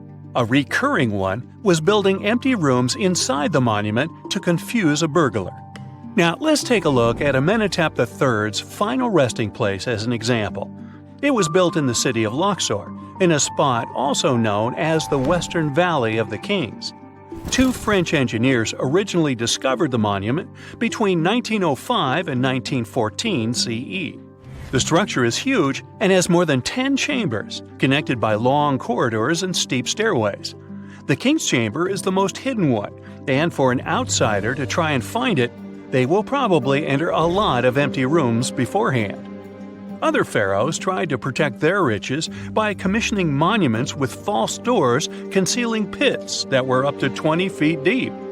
This way, an unwarned and unwanted visitor would be surprised by the deep hole on their way to the king's resting chamber. Alongside false doors, pharaohs made sure to build labyrinth-style corridors and false walls. This way, robbers could take hours or days before they found the king's real chamber. As to pits with poisonous snakes on them, if there were any reptiles inside these monuments, they probably got inside on their own, and would most likely not stay there for long. There is no way snakes would survive years and years without food inside these pits. So yes, another Hollywood-induced belief right there. If these traps seem boring to you, archaeologists did find an interesting deterrent in the final resting place of the Red Queen of Palenque in Mexico. Palenque was one of the most powerful Mayan cities in pre-Columbian Mexico, and the Red Queen was believed to be the grandmother of the last Mayan king, undoubtedly a person of immense importance to the empire. In her honor, a huge monument was built to keep her body after her passing. The discovery of the tomb itself was already thrilling. Archaeologists found an ancient monument when digging at the site back in 1994. The first thing they found was a room with a hidden door. Once they opened the door, they discovered a long corridor. Finally, at the end of this corridor was the Queen's chamber. The team of archaeologists was beyond excited to unearth this chamber with the mummy of the Queen herself still inside it. They found her to be accompanied by her pearls, jade shells, and expensive rocks. But as the team explored the remains, they saw something rather strange. The room was filled with a red-colored powder. Researchers knew that the color red was important to the Mayan people, and that much of their clothing and buildings were decorated with this color. But they didn't understand why the queen was buried with this unknown red substance. After they took a sample back with them for further analysis, they discovered that the red powder was cinnabar, a very dangerous mineral. This powder, when inhaled, can cause, shall we say, severe health damage to a person. The team concluded that this could only be a trap for anyone trying to steal her riches. Okay, so dangerous powders might have worked as the most intense traps we've seen until now. But perhaps the cheapest way to keep out unwanted visitors was to advertise spells written out all over the monument. We'd probably laugh at these today, but back in the day, they were more or less effective. Spells usually said that the person who took anything from that place would meet a tragic fate. Some spells said that robbers would lose their houses in big fires or terrible floods. Other spells said burglars would have incurable and undiagnosed health issues, but they weren't really enough to stop people from taking any gold. There are some stories surrounding how these spells might have been real. One of them is from the famous British Egyptologist Howard Carter, the one responsible for unearthing Pharaoh Tutankhamun's resting place in the 1920s. After months of unsuccessful digging, Carter discovered the tomb's existence by chance.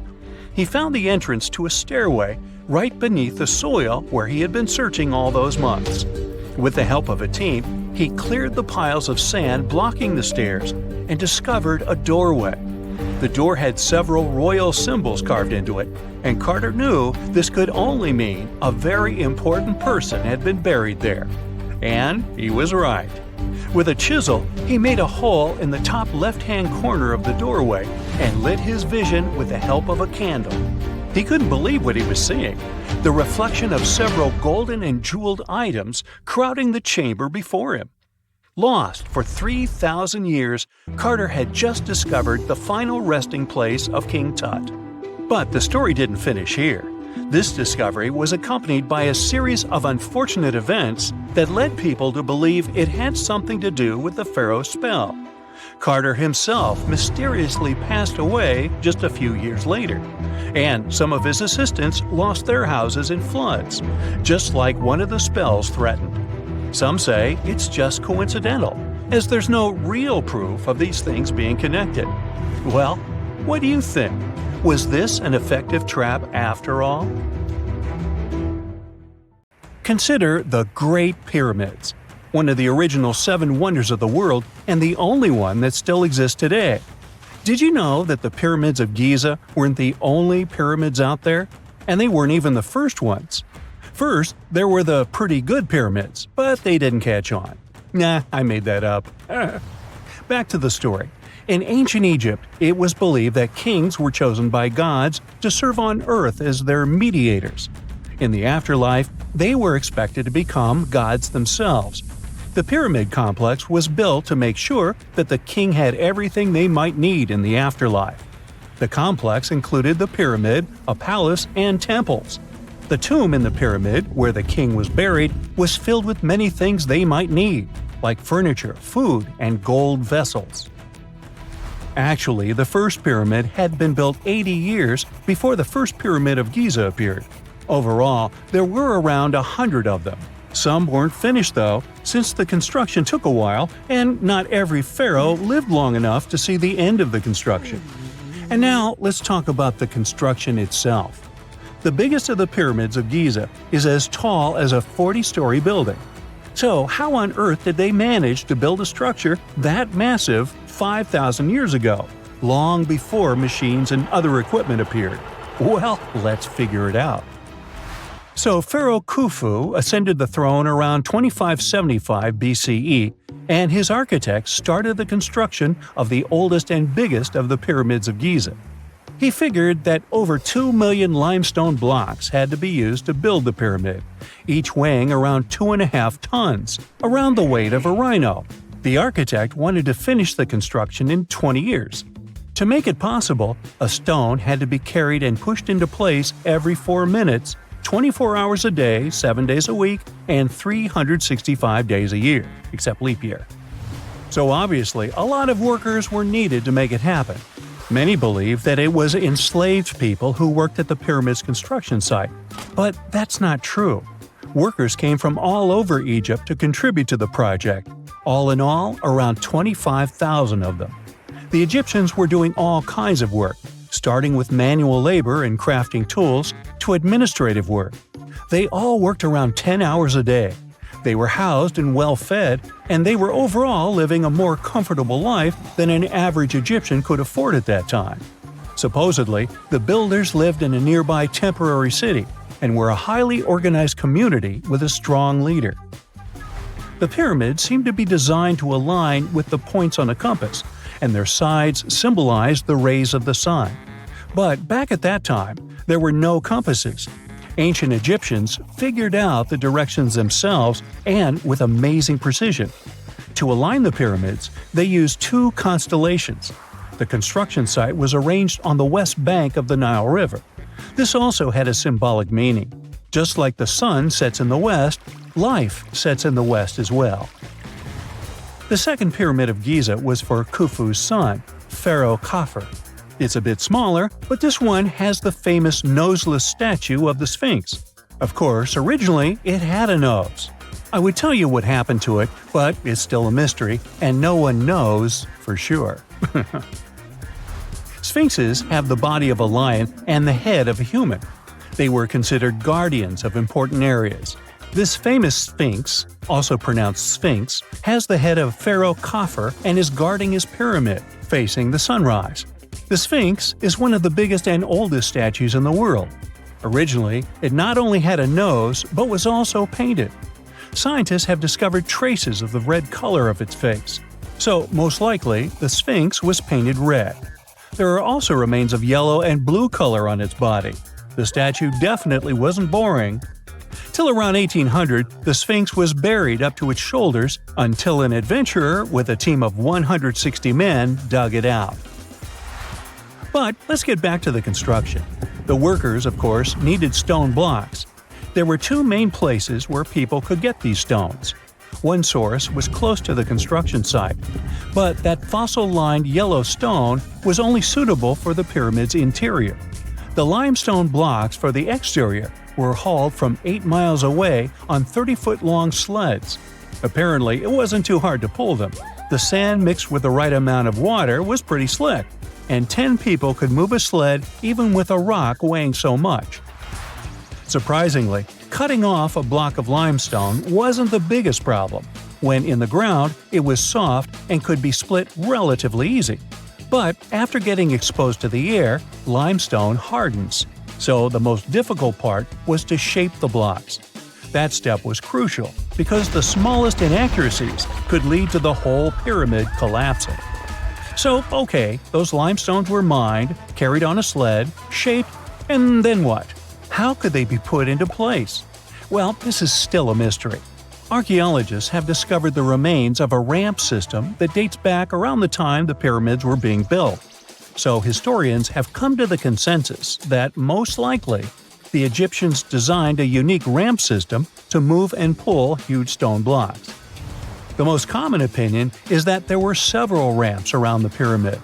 There probably was a central ramp with 2 staircases on each side of it built over the pyramid stones. The ramp was growing as the pyramid was getting higher. People might have been walking up the stairs, pulling up stones on wooden sleds. But this is just one of the options. Other experts say that the ramps were around the pyramid, and some say that the ramps were inside the pyramid. Maybe we will never know for sure, and it'll forever remain a mystery. The exterior limestone of the pyramid was polished with sand and stone until it gleamed. On top, there was a gold and silver capstone, which glimmered over Egypt like a second sun. So that's how it was 5,000 years ago. Now, about the interior. Surprisingly, there's not much inside the pyramid. Most of it is just solid stone with very little open space. But let's take a quick look inside. From the entrance, there are 2 stairways, one going down and the other going up. They take us to the chambers. There are 3 of them inside. Now, why is that? Apparently, throughout the whole construction, a burial chamber had to be prepared at all times, just in case a pharaoh kicked the bucket before the construction ended. So, separate chambers were built one after another as the construction progressed. The last of them was the main one. It's called the King's Chamber. It's the one where Khufu was resting. It's the biggest room at the very heart of the pyramid, and there's a big passageway leading to it. It was likely used as a kind of elevator to move granite up to build the interior. Granite was also used to make 5 stories of support beams to ensure that the pyramid didn't collapse. And we can see that it worked since it's been standing for centuries. Unfortunately, none of these chambers have hieroglyphs on the walls. If you want to see the writings, you should go to the decorated tombs near the pyramids. Those pieces of art are depiction of ancient Egypt's culture and daily life. The texts allow researchers to study their language and grammar. The treasures that once were in the pyramids have been taken by people. There are also many secret tunnels and passages inside the pyramids, but even today, no one knows the whole plan of the interior. Scientists have been sending little robots with cameras inside for many years, but there's still a lot we don't know about the pyramids. Now they're trying to use an X-ray to scan the pyramids from the outside, without going inside. So yeah, ancient Egyptians did create a mystery no one has been able to crack for 5,000 years already. Hey there, curious history buffs! Have you heard the legend of the ancient race of giants of Nevada? Yes, I'm talking about actual giants that allegedly lived thousands of years ago. Now I know what you're thinking. Giants, really? Well, archaeological finds add fuel to this debate too. And here's where it gets interesting. Lovelock Cave was indeed used as a burial site, and some of the remains found there are much larger than average human bones. The cave is by the Humboldt Sink in western Nevada. It was once part of an enormous lake, which eventually dried up, leaving a number of smaller ones, including the Humboldt Sink. The cave became the home of the Site-Ka tribe. According to the legend, these red-haired giants were so big that they had to be buried in the cave itself. Indeed, later on, archaeologists discovered 8 to 10 foot tall skeletons. This legend started to unfold when a mining engineer named John T. Reed talked to the locals in 1886. Once Reed saw the cave, he knew he was onto something. The news spread soon, but the cave was attracting another type of attention too. The deposits of a fertilizer known as guano were discovered inside the cave. So a mining company began excavating the precious resource in 1911 and soon shipped more than 250 tons of the fertilizer to San Francisco. Unfortunately, some of the human remains and artifacts were neglected and lost in the mining process. This led to an official excavation in 1912 and 1924.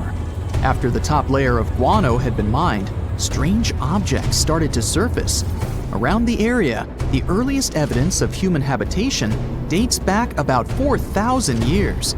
The Lovelock culture lasted for some 3,000 years, and they left us with 10,000 stunning artifacts. The pits in the cave were like a series of time capsules hidden at different depths. Archaeologists determined the age of each pit by its depth. It turns out that many different groups used the cave for storage over a really long time, and the things they stored there give us a really cool glimpse into their cultures. It's like a giant ancient storage unit full of hidden treasures. What have the researchers found besides the giant bones, you might ask? Some other bodies were mummified using a method similar to the one applied by ancient Egyptians. These remains also had something in common with the bodies discovered as far south as Lake Titicaca. Both mummies had some red hair. Yet, there are scientists who believe this reddish hue is the result of the interaction with the environment in which the bodies stayed. So, while the story of the red-haired giants may be a wild and intriguing tale, not everyone is convinced. Some experts believe that the bones found in Lovelock Cave are simply the remains of prehistoric animals, like mammoths or sloths. But others insist that there's something more to the story. Other relics, such as finely crafted baskets and exquisite duck decoys made from tule fibers, were also found there. In any case, this cave is worth the attention it gets. By the way, you can still visit this cave today and see the pits of different depths with your own eyes. But let me tell you one thing, it's in a hot, dry, and isolated place. Archaeologists have made another discovery that seems to be straight out of a legend. They think they found the palace of the one and only Odysseus, who was the legendary Greek king of Ithaca and the hero of Homer's epic poem. Move over, Indiana Jones. We've got some real-life adventure happening here from around 1300 BCE. Apparently, this is the only palace mentioned in Homer's epic poems that hasn't been found. The excavations have been made on the Ionian Islands, and the view from the ruins found on the island of Ithaca are exactly as described in the Odyssey, says the professor who led the excavation team. Known to the ancient Romans as Ulysses, the Greek hero took 10 years to return home to Ithaca after the fall of Troy. For many years, Homer's other epic, called the Iliad, which tells the story of the protracted siege of Troy by the Greeks, was regarded as a myth too. But then, in the 1870s, Troy was rediscovered in modern-day Turkey's Çanakkale city. So, if they found Troy, who's to say they couldn't find Odysseus' home? The researchers were following Homer's words as a roadmap. The excavation site has a building complex with 2 levels. It has important finds, such as storerooms and workshops, a complicated drainage system, and fragments of pottery. It also has a well from the 8th century BCE, which is around the time when Odysseus is believed to have been the king. Yet, not everyone is convinced that the team has actually discovered the home of Odysseus. A British researcher named Robert Biddlestone insists that Homer's description of ancient Ithaca isn't very similar to the island that now has its name, and that Odysseus' kingdom was actually on the Isle of Cephalonia. However, Italian archaeologist Adriano La Regina might have a more realistic approach to this debate. He says that whether this find has a connection to Ulysses or not, what's more important is the discovery of this royal palace. Once upon a time, in a land far away, the Klamath Indians spread a legend about the creation of Crater Lake. Okay, maybe this land is not that far away, and it still exists. You can find it in south central Oregon, in the western United States. Anyway, the legend has it that this lake was formed in a vicious battle between 2 volcanoes, Mount Mazama and Mount Shasta. Then the spirits of Earth and the sky, which are Lao, who ruled the below world, and Skell, the chief of the above world, joined the fight. It turned into a geological drama. During the battle, darkness veiled the land. The fight was over when Mount Mazama collapsed and sent Lao back into the underworld. Then the rain filled the pit and created a lake in the place where the mountain had once stood. Flash forward to our time.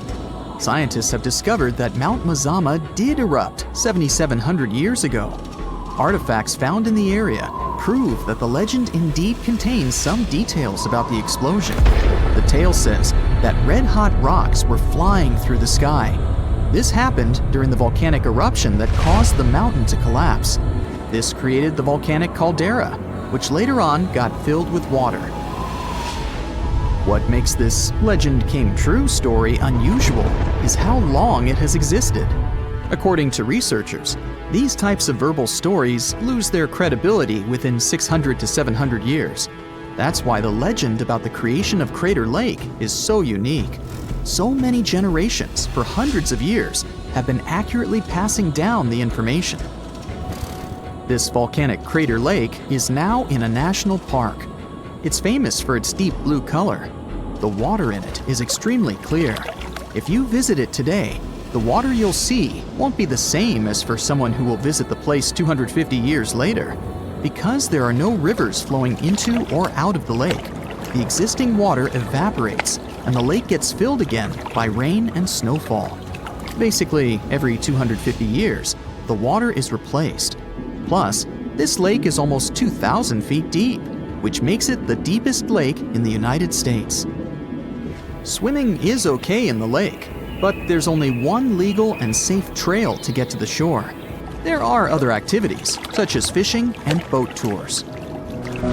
Shared human experiences, such as birth, marriage, and aging, may explain why certain tales are shared globally. Similar struggles and obstacles faced by humans around the world generate similar themes in traditional stories about love, parenting, and mortality. So, do you have legends or tales you've heard of from your grandparents? Who knows? Maybe your ancestors too witnessed a cool historical event. We've all been afraid of the dark at some point in our lives, haven't we? I mean, do you remember getting tucked into bed by your mom or dad after they read you some scary fairy tale with monsters and dragons or even dinosaurs? But just as your parents were about to turn the lights off and silently step out of your room, you remembered. What if there was something hiding under your bed? Or worse, what if some spooky creature was stuck somewhere in the closet? You could probably get up and check, but it was too dark out there. Wouldn't it be great to have some source of light that would come from within your body? You could always use it whenever you get surrounded by darkness. Unfortunately, as humans, we aren't able to do that. But there are a bunch of creatures out there that can, in fact, light themselves up. That's thanks to a little something scientists call bioluminescence. Animals and fish living in the ocean tend to have this talent more often than others. And you can find these creatures anywhere, close to the surface or deep down at the bottom. 2.5 miles deep if you have a knack for numbers. These creatures use their light for a lot of things, like communicating with other members of their species, luring in prey, and even scaring away enemies. Bioluminescence is basically an organism's ability to emit its own light. Chemistry has a lot to do with it. Such animals use two chemicals, one called luciferin and the other called luciferase. Add a bit of oxygen and bam! Light! Should you ever wonder if you actually observe bioluminescence or if someone just dropped a glow stick in the ocean, be on the lookout for neon blue, green, or even red sparkles in the sea. They're usually spread over a large area. This can even make the water look like glitter or a starry sky. You can thank squid, tiny crustaceans, and algae for this romantic atmosphere. Now, I've got another unusual phenomenon for you. How about a golden waterfall? I'm not kidding, it actually exists, and it's a natural phenomenon. To see it, you have to drive to Yosemite National Park to the Horsetail Fall. Make sure to plan your trip in winter or early spring. That's the only time during the year when you can see this awesome phenomenon. It doesn't need any scientific explanation. It's nothing more than sunlight at dusk hitting the waterfall in such a unique way that it makes it look like a river of lava. Or gold, your choice. That's the reason why during this time of year, the Horsetail Fall is also named the Fire Fall. Unfortunately, this phenomenon is becoming less and less visible within the years, mostly because of drought and other issues connecting with the melting of snow. So, should you ever decide to visit, keep an eye on the waterfall since the effect is very brief. Ever heard of a dirty thunderstorm? It's also called volcanic lightning. Apparently, specialists looking into the phenomenon have yet to fully grasp what it is. When a regular thunderstorm happens, particles with positive and negative charges collide, hence the giant spark we call lightning. It also makes a lot of noise, which you can recognize as thunder. But when a volcano is erupting, some of the volcanic ash particles get electrically charged, and while getting projected into the air with a huge force, they collide and cause electrical discharges. This whole process makes it look like there's lightning coming from the volcano itself. Imagine all that ash, gas, and smoke coming from the crater, and then add some electricity to the mix. It'll make the whole picture look really bizarre. No wonder this phenomenon is called the dirty thunderstorm. Now, how about clouds that look like waves? Those are called asperitas clouds, and they're actually quite close to the ground, unlike your regular day-to-day clouds. The name comes from the word aspero, which in Latin translates to rough or uneven. On rare occasion, you may spot such clouds when the weather is calm, but they're mostly associated with thunderstorms. These clouds appear during unstable atmospheric conditions, and surprisingly, they don't produce rain. Even though they do resemble dark storm-like clouds, they also create random patterns, tricking your eyes into thinking you're looking at the surface of the sea from under the water. Another impressive kind of cloud is called mammatus clouds. What makes them so special is a series of bulges emerging from the base of each cloud. One such cloud enters a level in the atmosphere where the wind direction changes. You can see these wave-like patterns in the sky. Australia is the place for you if you like surfing, but not all the waves you can catch there are made of water. Near a town called Hayden, there's a mysterious wave made out of rocks. This granite formation supposedly dates back to 2.63 billion years ago. That's way before dinosaurs started hanging around the planet. Standing at 49 feet high and 360 feet long, the wave was formed as a result of two processes: weathering and erosion. There's softer sediment at the base of the wave rock, which was chemically weathered by groundwater. Winds and rain did the rest of the job, causing the erosion of the rest of the formation. Its red, yellow, and gray stripes are made of iron hydroxide, carbonates, and other chemical compounds that were washed down by the rain. You've made it to Australia, so stick around a bit more. There's one more location here that seems unreal. You'll need to fly over this one, however, if you want the best picture. In the western part of the country, surrounded by green woodlands, there's a series of lakes. They're all a staggering shade of bright pink. Out of them all, the most famous is Lake Hillier, a 2,000-foot-long reservoir. It's surrounded by both sand and a forest of eucalyptus trees. This makes the cartoon-like hue of the lake stand out even more. One of the many theories explaining the color of these mysterious lakes is connected with algae. These algae appear to gather high levels of a substance called beta-carotene, which has a red-orange pigment in it. Another explanation involves haloarchaea. Those are microorganisms that sometimes look red. Even if you don't enjoy flying, the lakes are great for taking a swim. They're not toxic, even though they have loads of salt in them. This means you'll be able to stay afloat easily, and the water won't damage your swimsuit. During winter up north in Canada, a bizarre phenomenon happens at Lake Abraham in Alberta. Underneath the frozen surface, you can spot some weird objects that look like frozen jellyfish. It's definitely not the case, as these creepy formations are just frozen methane bubbles.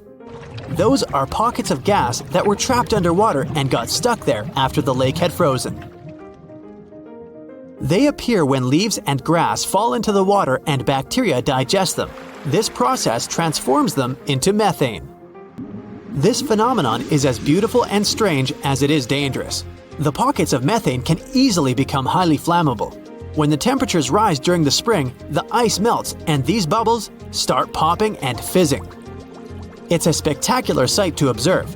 Picture a lake filled with soda. Remember not to bring any source of fire. It can be very dangerous for visitors. You can check out these types of lakes all across Canada's Banff National Park. Nature often tends to make its own music. Just listen to the sound of crickets at night, or the soothing noise of a waterfall. But in Bucks County, Pennsylvania, there's a strange geological phenomenon which takes nature soundtracks to a completely different level. These are called the ringing rocks, and scientists still can't explain their unusual behavior. If you strike these rocks with a heavy object, like a hammer or another rock, the stones will make a ringing sound, as if they were hollow, but they're not. What makes the ringing rocks even more bizarre, apart from the mysterious sound they make, is that no animal wants to hang around there. Even though the rocks are surrounded by a thick forest, scientists haven't managed to trace any animal activity in the area yet.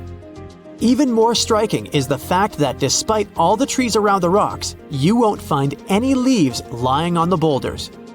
What makes these rocks so unappealing for both animals and vegetation is still up for debate.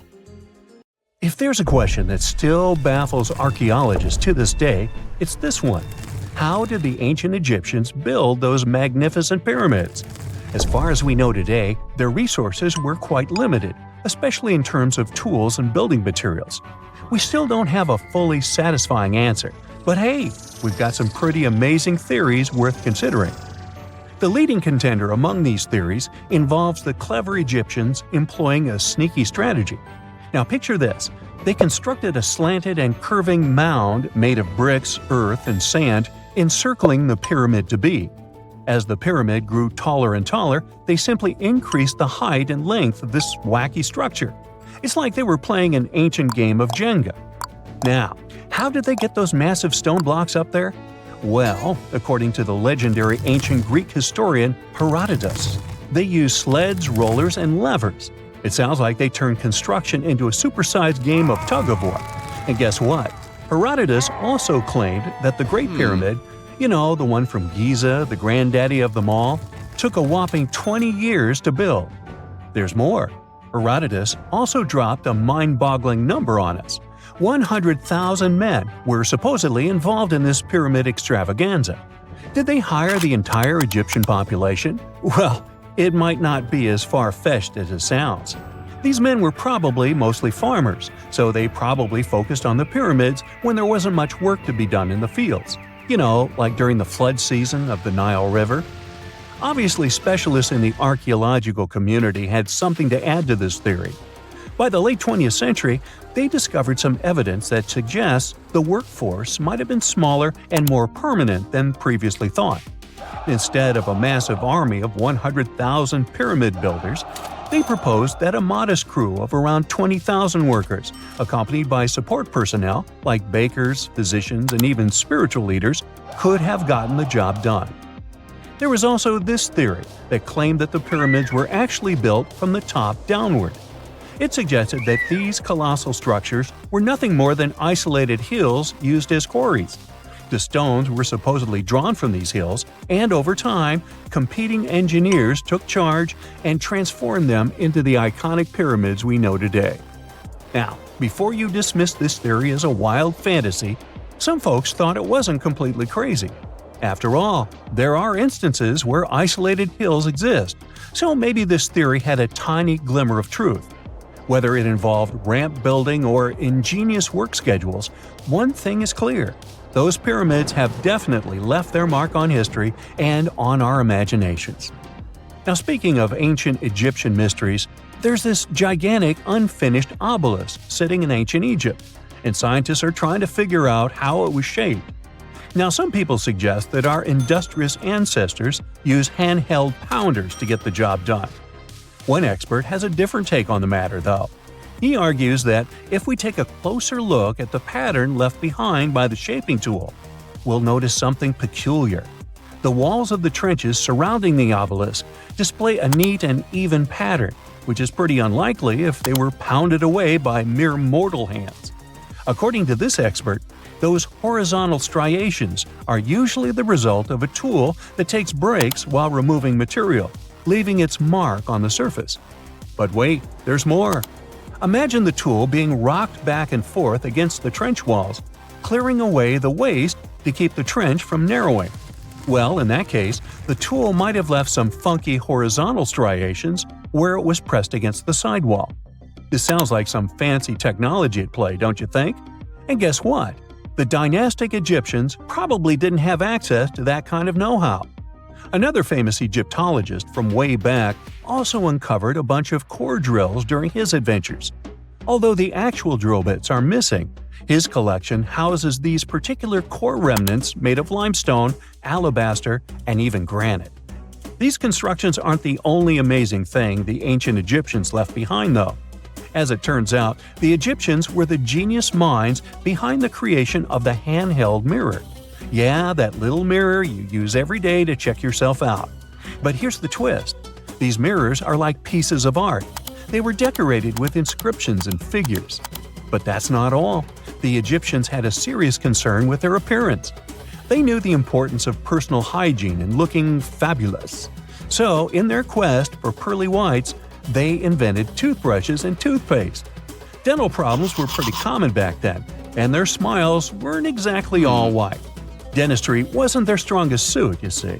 Maybe their minds were distracted by all that pyramid building. So that doesn't mean those ancient toothpaste recipes weren't amazing. One delightful concoction included rock salt, mint, dried iris petals, and pepper. Some brave dentists in the 21st century tried it out, and it worked pretty well. Ground-up ash was also used in another recipe to create a tooth cleansing paste. Mint was missing, so that didn't do much for their breath. That's when the genius Egyptians came up with the world's first breath mints. They made tablets from heated spices like cinnamon, and they mixed it with honey. Now, let's shift gears to home decor, Egyptian style. They surely took ornamentation to the next level. While the concept of decorating furniture started in Mesopotamia, the Egyptians cranked it up a notch. They went all out with different colors of ink and even developed various weights of paper. Oh, and let's not forget about those cute little area rugs we all have in our homes today. Guess who came up with the idea? Yep, the Egyptians. They used the versatile papyrus plant to make those cozy rugs. And speaking of trends, the Egyptians loved their knickknacks. They had an assortment of small figurines in the shapes of cats, dogs, and people. These statues were made from various materials, like simple sun-dried mud to the ultimate bling of gold. It all depended on how loaded you were. The Egyptians were also all about farming, and they knew that clean water was crucial for their crops and animals. That's why they came up with some nifty inventions and techniques to make sure their land was fertile and their plants were happy. First off, they had the genius idea of using ox-drawn plows. They had two types of plows, heavy and light. The heavy plow would strut its stuff, cutting deep furrows in the soil, while the lighter plow followed behind, fluffing up the earth. But they didn't stop there. After plowing, the Egyptians would break up clumps of soil and sow the rows with seeds. To give those seeds a good old squish into the furrows, they'd march their livestock across the field, effectively closing up the furrows. But hey, all that hard work would be pointless if their seeds were as dry as the Sahara. That's where irrigation comes into play. The Egyptians were so good at it that other cultures, like the Greeks and Romans, couldn't help but copy their techniques. Now let's switch gears and talk about the marvelous architecture of ancient Egypt. These folks weren't just skilled farmers, they were also architectural maestros. They built these fancy canals to carry water to farms and villages, and boy, did they know how to make those canals look pretty. Just imagine strolling along a canal lined with ornate structures. The pharaoh Ramesses the Great was quite the overachiever when it came to construction. One of his mind-blowing creations was the construction located at Abu Simbel. This building was designed so that twice a year, the sun would shine directly into it and illuminate the statues of Ramesses. And let's not forget about the corbelled arch. Without this architectural gem, we'd be missing out on some mind-boggling structures like the Great Pyramid. The Egyptians knew how to make things stand tall and proud, thanks to their engineering and construction wizardry. They built grand halls and inner sanctums that make your jaw drop. And some of these temples doubled as astronomical observatories. You're walking down the street. You see a strange-looking antique shop called Ageless Trinkets of Mr. Bright. You're curious, so you enter there. You take a look at all the weird stuff. Suddenly, an old folded parchment paper catches your attention. It's a world map, but something's off with it. Instead of showing the countries as you know them, it shows the locations of 4 mythical lost worlds and civilizations. Mr. Bright, the shop owner, comes next to you after realizing your shock. This map won't let you find these places or anything, but I can explain to you the legends behind them if you want, he says. Let me begin with Atlantis. You might know it as Aquaman's underwater kingdom, but Atlantis, the fictional island, was actually first introduced in 2 of Plato's works. According to him, Atlantis was a highly advanced civilization that existed about 9,000 years before his own time, and its story had been passed down by poets, authors, and others.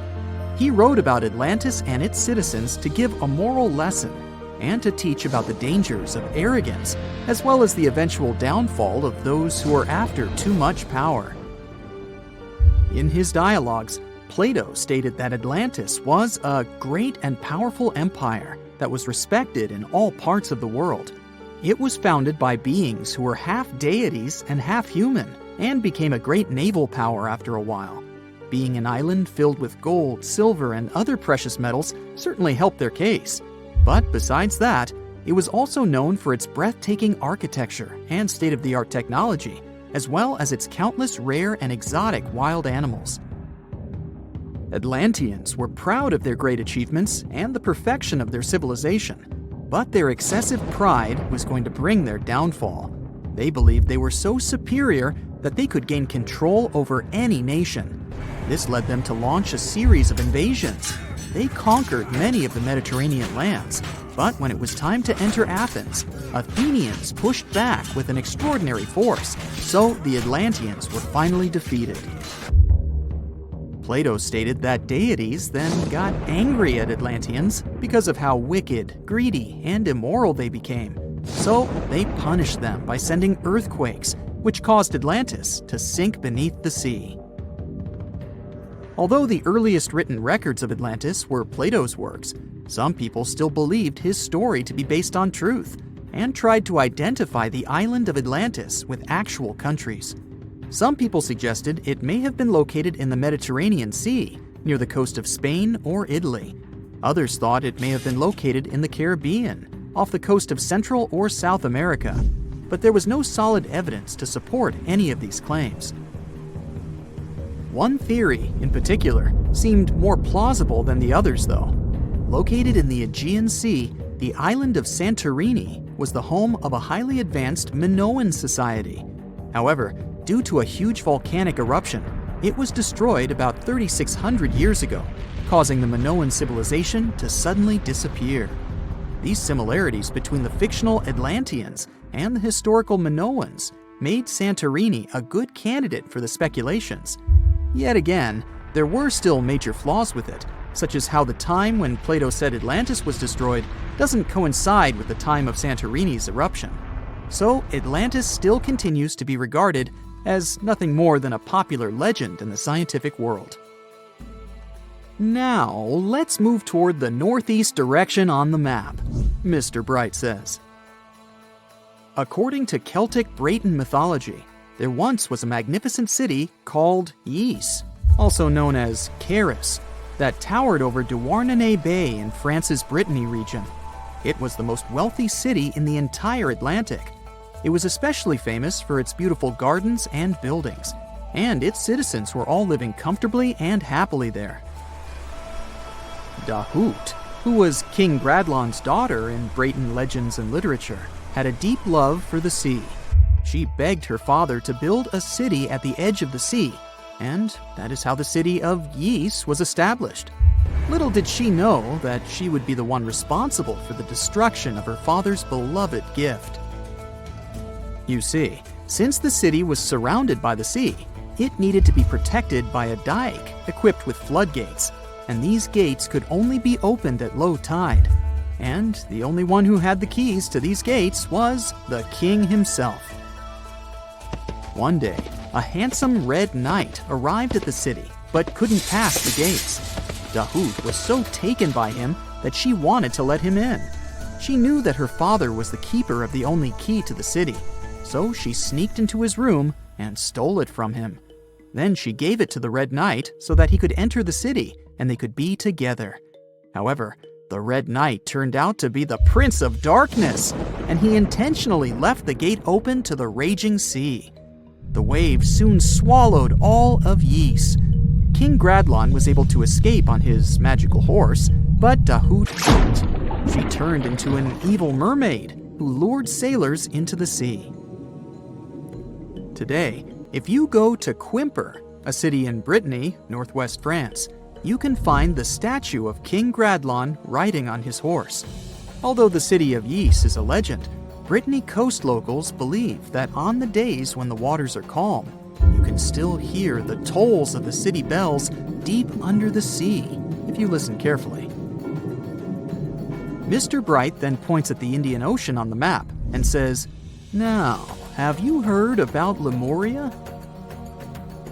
Back in the mid-1800s, a few scientists suggested that there was once a continent that existed in the Indian Ocean, somewhere close to the south of modern-day Sri Lanka. The first one to popularize this theory was the British lawyer and zoologist Philip Lutley Sclater. In his paper, The Mammals of Madagascar, he stated that he found lemur fossils in India and not in Africa. However, this discovery was extremely shocking to him because of the fact that lemurs' original homeland, Madagascar, is much closer to Africa. He proposed that this was possible only if some larger continent connected the two once. He stated that this continent must have eventually sunk to the ocean floor. He then named it Lemuria, and hence the theory was born. People who came after Sclater took his theory a step further and thought that Lemuria was also the home of an extinct race of humans called Lemurians, who had 4 arms and enormous bodies, and were also the ancestors of modern-day humans, as well as lemurs. Of course, as new scientific discoveries were made on plate tectonics, evolution, and the study of DNA, the theories regarding the fictional continent called Lemuria were debunked. The last fictional land on the map is Agartha, Mr. Bright says. Taking its roots from Eastern mysticism, one legend says there's a kingdom called Agartha that is located deep beneath the surface of the earth. It's where all 4 corners of the world are connected by paths and tunnels. It is said that there's a secret entrance into Agartha hidden in the Gobi Desert, and it's built by Agarthans themselves using advanced technology that can't be detected by us, the surface folks. According to some beliefs, Agartha exists to counterbalance the energies of those who live above the surface. While we live in a state of rush and heightened emotions, this world beneath us is the total opposite. Some even say that those who escaped Atlantis fled here to continue their lives inside the Earth's core. And yet, others think it's actually a land that's crawling with all kinds of monsters. But there's no need to be scared, since modern science proved Earth's core is not actually hollow and is a solid hot iron ball. So you can cancel your journey plans to the center of the Earth if you've made any. Thanks, Mr. Bright. A piece of whale rib has recently been found in a North Carolina mine. Not a big deal, some might think. Hey, why can't a whale be a miner, right? But this fragment offers scientists a unique glimpse at the interactions between prehistoric sharks and whales from around 3 to 4 million years ago. The thing is, 3 tooth marks embellish the rib. That means that the whale was once badly bitten by an animal with a super powerful jaw. Judging by the spacing between the tooth marks, and it reaches almost 2.5 inches. This animal could be a megatoothed shark. I'm talking about the megalodon. Or it could be a different shark species which was around at that time. The curvature of the shark's jaw shows that the animal was relatively small, between 13 and 20 feet long. Yeah, small. As for the whale, it seems to be the ancestor of a great blue or humpback whale. Researchers are amazed. You don't usually expect to find evidence of animal interaction and behavior preserved in the fossil record. After examining the sample carefully, they concluded that the shark must have gone away with a mouthful, but the whale had survived because most of the fossil fragment is covered with what is known as woven bone. It quickly forms in response to localized infection. Such bone isn't particularly strong, and later the body remodels it into compact bone tissue. But it takes time. The presence of this bone means that the healing was incomplete and the whale passed away 2 to 6 weeks after the unfortunate encounter. On the other hand, its demise could have been unrelated to the infection and injury. Only a handful of fossils show such kinds of interactions between ancient animals. You can often find bite marks on fossils indicating where the animal passed away and its carcass was scavenged. But this fossil is one of a few examples that not only show a wound inflicted by another animal, but also demonstrate that the prey survived. All fossils are exciting for paleontologists. Yes, they need to get out more. But some might look terrifying to regular people. For example, look at this picture of tentacle arms and octagonal-shaped heads. When it first appeared in mass media, internet users claimed that it was some ancient organism that had come from space. Others thought the story was fake, but in fact, both the picture and the fossil are real. The fossil is known as a mortality plate, a fossilized representation of a mass extinction event of one or several species. The fossil actually contains more than a dozen specimens of a type of marine organism called a crinoid. Despite their looks, crinoids were not plants but marine animals. This particular species lived deep underwater on the seafloor. Crinoids were related to starfish, sea urchins, and brittle stars. These creatures could attach themselves to the seafloor with stalks made up of flexible porous discs connected by soft tissue. The stalks were hollow, and that's where the animal's nervous system was located. Crinoids absorbed oxygen through thin-walled tube feet. The creatures usually reached the length of more than 8 inches and had 5 arms lined with leathery-looking, tentacle-like structures. They fed on plankton and sloughed off organic material. Now, even though these fossil finds seem to be super exciting, few creatures in the fossil record confuse scientists as much as the Tully monster. This curious sea creature sported a toothy, trunk-like snout and eyes splayed out on a rigid rod. But the most bizarre thing? It has been impossible to classify. Researchers have been considering a variety of organisms, for example, segmented worms, swimming slugs, and primitive eel-like creatures, since the monster was discovered in 1966. Recently, they have even tried to connect it to some species of jawless fish with a backbone-like structure. A team of scientists from Japan has used high-resolution laser scanners to examine the anatomy of Tully monster fossils in 3D. They concluded that the enigmatic fossil might be an invertebrate after all, and still, the true identity of the creature remains elusive. In the 1950s, amateur fossil hunter Francis Tully found a ghostly imprint of a torpedo-shaped organism with a huge tail fin in the Mizon Creek fossil beds in Illinois. Tully had never seen anything similar to the torpedo structure. He took his find to Chicago's Field Museum of Natural History. Paleontologists working there were baffled as well. Since then, scientists haven't been able to determine where the creature fits on the phylogenetic family tree, or where they should spend Thanksgiving. In 1741, an explorer and captain named Vitus Johansen Bering led an expedition to map the coast of Alaska. The ship he was on got shipwrecked on what later became known as Bering Island, and they got hungry. Half the crew survived thanks to the discovery of an extremely large sea cow. With the meat of these animals nourishing them, the sailors managed to build a small ship from the wreckage and return home. On their way back, a scientist who was among them spent his time documenting the animals and plants they had found. The sea cow was particularly interesting because without it, the crew wouldn't have survived. These animals were more than 26 feet long and weighed around 10 tons. All sea cows are member of the order Sirenia, marine mammals more closely related to elephants than cows. The scientists describe them as having black skin, a small head, and stubby forelimbs. Those sea cows floated on the water's surface, munching on kelp. After the information about these animals became widespread, sea otter fur trading expeditions made use of that convenient depot en route. Sea cows were docile and could be easily hunted. Long story short, within 27 years after the scientists mentioned those animals, they were driven to extinction. But it's not the saddest part. The fossil record reveals a much deeper and darker history. Fossils of sea cows have been discovered all over the world, from Japan to Mexico. It means that the animal once thrived in the vast kelp beds around the entire North Pacific Rim. That small population discovered by the expedition was probably the last remains of a once much larger and way healthier population. More likely, Aboriginal hunting had already reduced the numbers of these animals to near extinction levels, and the final blow came from Western hunters. The living close relatives of those ancient sea cows are rarely hunted today.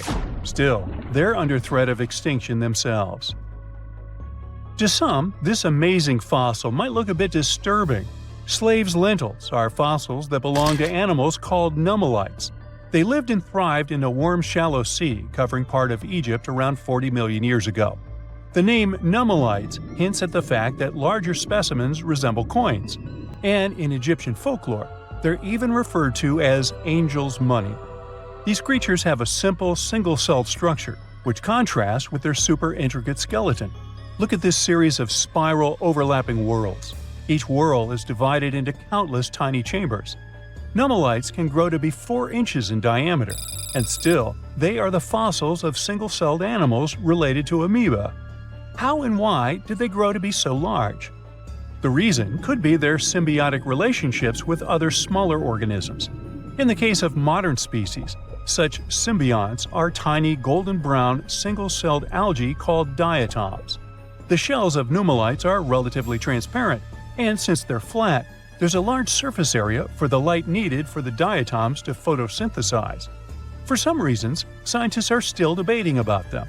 The presence of plant symbionts in animals dwelling in the sea encourages the growth of a calcareous skeleton in hosts.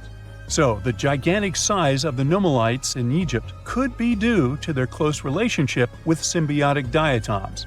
Does that make sense? Fun fact: a species of nummulites evolve very fast, and their fossils change from one layer of sediments to the next. So, the limestone used for the pyramids of Giza are so packed with such fossils that it's known as nummulitic limestone. This limestone also contains two kinds of nummulites, the smaller slave's lentils and the larger angel's money. But those are not different species, but rather different stages in the life cycle of a single species. Imagine working 7 days a week on a large-scale construction site. You, along with thousands of others, carry millions of stone blocks and put them on top of each other according to a complex system. You work without modern construction equipment. You have no air conditioning or constant access to water. It's so hot outside that you can fry eggs on the road. You've been building the pyramid for decades, and now, when it's finally done, you enjoy the result of the colossal work of thousands of people. You're looking at a giant cultural monument of global value that will freeze in time and amaze people for tens of thousands of years. A few thousand years have passed. People in the 21st century see the pyramids and are like, "Wow, I can't believe humans have built this." Yeah, the people who built the pyramids wouldn't have appreciated such a theory. But actually, there are reasons to believe that people built it using some fantastic technology. From the outside, it seems the Great Pyramids are just big triangles of stone. People just put some heavy blocks on top of each other, and that's it. In fact, the design seems too perfect to be true. The pyramid consists of more than 2 million blocks. They lay so close to each other and are so even that you couldn't squeeze even a thin sheet of paper between them. Scientists still can't figure out the exact technology for building the Egyptian pyramids. One of the biggest and most famous is the Great Pyramid of Giza. This huge construction, well known all over the world, has one big secret. There should be a capstone on top of the pyramid. It's a triangular-shaped stone block, a small pyramid on top of a huge one. It's also called a pyramidion. The builders of ancient Egypt made it out of granite and limestone and covered it with gold. No records or old drawings prove that there was a pyramidion at the top of the Great Pyramid of Giza. But there's another ancient Egyptian structure with such a triangle, the Red Pyramid. It was built before the Great One, and its capstone has survived to this day. Archaeologists have found and reconstructed it. But where could the capstone of the Great Pyramid be? It's a mystery that still has no answer. Some are sure that some thieves have stolen it from the top. Maybe they just climbed up and pushed the pyramidion down. It makes perfect sense. The capstone was probably the most valuable element of the pyramid. Many scientists and archaeologists still don't know its exact purpose. Some believe that this peak covered with gold glorified the pharaohs. The capstone reflected moonlight at night and illuminated the entire space around it. During the day, the capstone reflected sunlight with its shiny surface. You could have noticed it from afar. The top of the pyramid was a kind of guiding star for lost travelers. All other stone blocks of the pyramid consist of limestone. People polished them to make them look shiny. In the past, they were even glowing and reflected light. You could see glowing pyramids from space, although they looked like tiny lights. Over thousands of years, winds, sandstorms, and rains have changed the pyramid's appearance. If people had taken care of them all this time, they would have looked like something out of science fiction movies, or the pyramids from Las Vegas. But unfortunately, we will never see their original appearance. Some archaeologists and scientists believe that the capstone could absorb the sun's energy and distribute it evenly throughout the pyramid. No one knows precisely why the Egyptians needed this technology.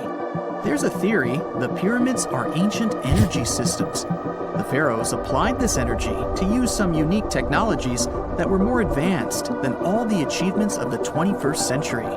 And the triangular shape of the pyramids was ideal for boosting this electromagnetic energy. In theory, solar radiation, or electromagnetic forces, accumulated at the top of the pyramid, filled the inner rooms, and then went down the walls to the base. Any surface distortion could prevent the flow from spreading, so they had to create a perfectly smooth surface. That's why they installed the blocks so that nobody could squeeze a needle or razor blade between them. Many people believe in this theory because they built the pyramids from limestone. This material can hold energy inside itself. In the inner part, they created granite deposits to cause air ionization, that is, to create an electric charge. They also dug channels under the pyramid for water to transmit electricity. And at the top, they put a gold capstone, the best conductor of electricity. So, this is how you get a great power generator. Different cultures used similar technologies to create electricity all over the world. But these are all theories. If it had been working, humanity would have used these technologies today. There are mentions of the metal industry, chemistry, engineering, physics, mathematics, and astronomy in some ancient records. Most scientists don't believe in all these things. We know the detailed stages of the technology's development in different cultures. In the 21st century, scientists, historians, and anthropologists can track the evolution of all modern devices. If people had created some technological inventions in ancient times, the history of the world would have looked different. Perhaps all the achievements of antiquity could have been wiped off the face of the earth by global cataclysms, and it can happen to us. Just imagine how people would dig up a laptop in 5,000 years. Perhaps they wouldn't understand what kind of device it is. Another Egyptian wonder surrounded by mystery is the statue of the Sphinx. The Egyptians carved it out of a single massive piece of limestone about 4.5 thousand years ago. But scientists still don't know the exact date of its construction or who built it. People painted the Sphinx in different colors, so it looked much brighter and more vivid in the distant past. It was shining just like the Great Pyramids. Anyway, time hasn't only changed its appearance, but its name too. Initially, the Egyptians called it Hor-Mekhet. The Greeks renamed it the Sphinx about a few hundred years after it had been built. The Sphinx emphasized the greatness of the rulers of Egypt. It also performed a symbolic function of a watchdog guarding the tomb of the pharaoh and the paths leading to it. This version sounds realistic, since archaeologists have discovered many secret entrances at the foot of the Sphinx. Perhaps these rooms and intricate tunnels lead to underground halls with treasures. And treasures don't always mean gold and jewelry. According to legends and theories, the Sphinx guards the Hall of Records, the storage of all humankind's knowledge. The information about the ancient mythical state of Atlantis could be there. You can find many detailed maps of the internal dungeons of the Sphinx on the internet. They show structures 12 stories deep under the statue. It looks like a small city filled with gold, scrolls of knowledge, and various ancient artifacts. But don't believe all these maps. These are just theories. Several thousand years have passed, but people have very little information about it. Archaeologists know that there are still many strange and exciting things about the Sphinx that are still undiscovered. Some locals are afraid to research because they believe they can awaken something terrible from the underground depths. Therefore, it's mostly scientists from other countries who conduct the excavations.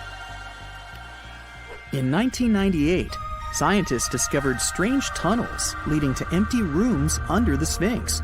They realized that some people tried to get there through tunnels in the past, and maybe those people took all the treasures that were there. One of the legends says that some powerful artifact lays beneath the Sphinx. Its technology can change the whole world, but the locals are hiding it because it can damage the planet. Some believe that you can find evidence of unknown technologies painted on the granite walls in the pharaoh's tombs. But most likely, these paintings and signs tell us the myths and legends of ancient Egypt. But what if Egyptian symbols and drawings are detailed instructions for using ancient technologies? What if the locals that lived at that time thought, people in the future won't be able to get energy themselves. Let's leave some detailed instructions for them. Anyway, there are many riddles and theories. In reality, the search for answers is a dangerous undertaking, since it's not easy to get into the underground halls. Excavations can ruin the structure of the entire Sphinx. Any person inside the tunnels may get lost and never be able to find their way back. Besides, it costs a lot of money. Now, what would be awesome is if people could invent some device that could scan underground areas and show their detailed models. Imagine you can spend an entire week digging in the ground, scanning for ruins, and taking photographs of the world's most surreal archaeological sites. Would you be up for it? Grab your magnifying glasses, and let's do some digging. When in Rome, do as the Romans do. Walk around the city stumbling upon ancient history, So you're strolling around Esquiline Hill on a sunny afternoon. You have just finished your third gelato when you suddenly see it. The magnificent Domus Aurea, or Golden House, for the non-Latin speakers. The Roman Emperor Nero ordered to build this huge palace back in 64 BCE. The construction finished in 68 BCE. In its glory days, it occupied an area 3 times the size of the Vatican City. The building had gold leaf decor, semi-precious stones, and tons of frescoes. There were over 300 rooms in the palace, some of them overlooking the beautiful vineyard and animal-filled woods nearby. It held an enormous 100-foot statue of Nero himself. The octagonal wall was the grandest construction in the complex. Originally, it was a banquet hall with waterfalls cascading down the back walls. The hall rotated around its axis day and night as petals fell from above. Nero's successors stripped the whole palace of its materials. Today, tourists can visit the main structure and, of course, the octagonal hall. They excavated it, and you'll easily recognize it even with its bare walls. After flying halfway across the world, we're deep in the Cambodian jungle. Good thing you brought bug spray with you. Mosquitoes can get crazy in this tropical climate. Hidden among the forest is the city of Angkor. It was the capital of the Khmer Empire from the 9th to 15th century. FYI, the word Angkor means capital city in the Khmer language. The city became one of the largest in the pre-industrial world. Researchers say nearly 1 million people used to live there. Today, Angkor attracts visitors from around the world because of its stunning architecture. You can recognize the Khmer style in the use of huge blocks of sandstone. At the center of the complex lies Bayon Temple. It's decorated with 216 smiling faces, which scientists say are meant to resemble the founder of the Angkor Empire. They believe the towers used to be decorated with gold, but today the site is a maze of vine-covered temples. The city was abandoned in 1431 and wasn't rediscovered until the 1840s. In 1992, they named it a UNESCO World Heritage Site. The United States is not usually synonymous with ruins, but here's one. In the mountainous state of Colorado lies the ancient home place of ancestral Pueblans. Throughout the Mesa Verde National Park, there are over 600 cliff dwellings built by the Pueblans around the 1190s. The Cliff Palace alone had over 150 rooms. It was a multi-story building of sandstone and mud mortar. To arrive at the balcony house, visitors had to climb a 32-foot ladder. There, you can see a mid-sized village of 38 rooms and 2 kivas. Kivas are traditional chambers built by Pueblans for ceremonial purposes. By 1300, the Pueblan occupation of the Mesa Verde ended. Thankfully, the site is open for visits now. If you like terracotta landscapes, you came to the right place. The city of Petra is a marvel of the ancient world. Located in Jordan's desert, the city was a commercial hub back in the 4th century BCE. The Nabataeans, an Arab Bedouin tribe, lived in the so-called Rose City and thrived for many years, accumulating a significant amount of wealth. They invented an innovative water management system that made the region habitable. The rock-carved gate-like structure Petra is famous for is what is called the Pharaoh's Treasury. It stands at the main entrance to the site and is said to have a hidden treasure beneath it.